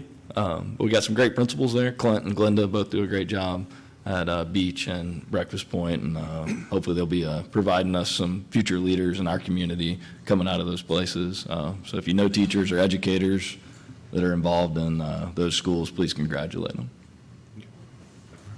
Thank you, Councilman. Councilmember Coburn. I'd just like to say great dialogue today. I think we accomplished a lot. Thank you all. Great, thank you. Vice Mayor? No comment. Okay. Really? Maybe next time. I'll try to be quick. One, I would like to just pay respects to the family of Johnny Petronas, who passed away on Tuesday at 96. He was a visionary and a community leader. He's survived by his wife, Joni, and his nephews, Theo, Yanni, Nick, and Jimmy Jr. We mourn with that family. It's really sad. 96 is a good run, but it's always sad to lose a community leader like Johnny. I will mention that Johnny actually called me out of the blue. I don't know how he found my cell phone number. I guess it's just posted on the city website. And asked that the city consider honoring James Lark of Miracle Strip Amusement Park. I know there can be some complications there, but I would like us to consider this request and see if we have options for honoring it. He was asking for part of Alf Coleman to be either signed up or changed. So I'd just like see if we'd be interested in having staff provide options for that. I'm definitely interested. He approached me about that as well. Okay. Yep. Changing the name of Or- Coleman Road. Just the southern part. Just either changing the name of the southern part or putting a little plaque underneath that says, like, unofficially, James Lark Strip. So it wouldn't affect any businesses or anything of changing their addresses. It depends what direction you want us to look at, but we can do the same thing we did for Piney down in Thomas Drive, that little section in front of his restaurant, we put in Memorial Piney. We could do something like that for the Lark family, if that's what the council would. Yeah. direct us. Yeah, I'd like- So look at both, what it would Yeah, I take mean- to change that south section, if that's going to be difficult or expensive, and also to do that in Memorial. Not a lot The of, issue is if people have to start changing their business address. Oh, yeah, I know. Credit cards, driver's license, addresses, everything. Yeah. So if we can get around that, like we did down for Pine, that would be good. Yeah, so just see what the impact would be if we were to do the full name. I think there's only 3 businesses on that portion. exactly, yeah. If the businesses are fine with it, then go with it. I think it's well Okay. deserved, yes. So just look at both options and see what it would take on that one.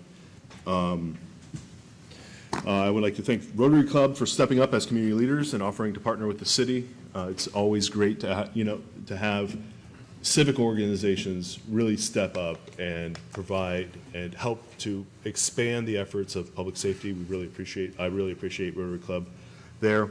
I wanted to note, going through the contract with Corradino Group, the description of the CRA program has a primary objective to address pedestrian parking and transportation deficiencies.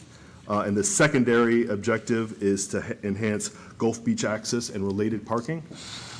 As we start to negotiate the CRA with or the interlocal agreement with the county, I would just like to note that parking and beach access are in both the primary and the secondary objectives of the program. And so I think that it'd be nice if we could get to a good agreement. I know the county is willing to work with us on that, so I'm excited to work with them. I would thank everyone. I know this one's a long meeting. I agree with Councilmember Coburn. I think we made excellent progress in this meeting on several fronts. So thank you so much. This council's working very well together. Vice Mayor? Do we all need to talk about, at this point, what we want the CRA to negotiate? I thought we were going to talk individually with staff. and Well, then- you just brought up parking and beach access, so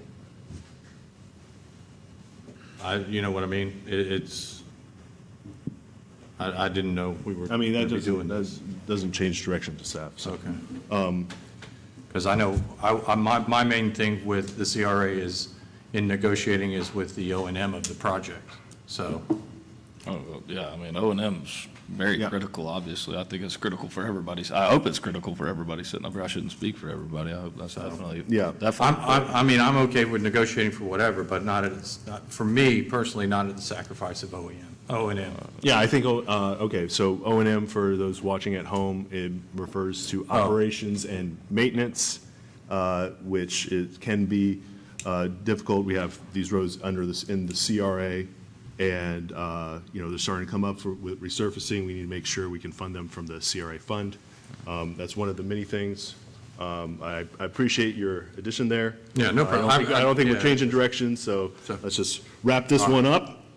I just really appreciate, like I said, the collaboration. I would ask God to guide us and watch over Panama City Beach, the residents and the visitors, as well as everyone here who is working to make a better Panama City Beach. I would ask everyone to enjoy our concert tonight. Our next meeting is the budget workshop, Clear Out Your Day.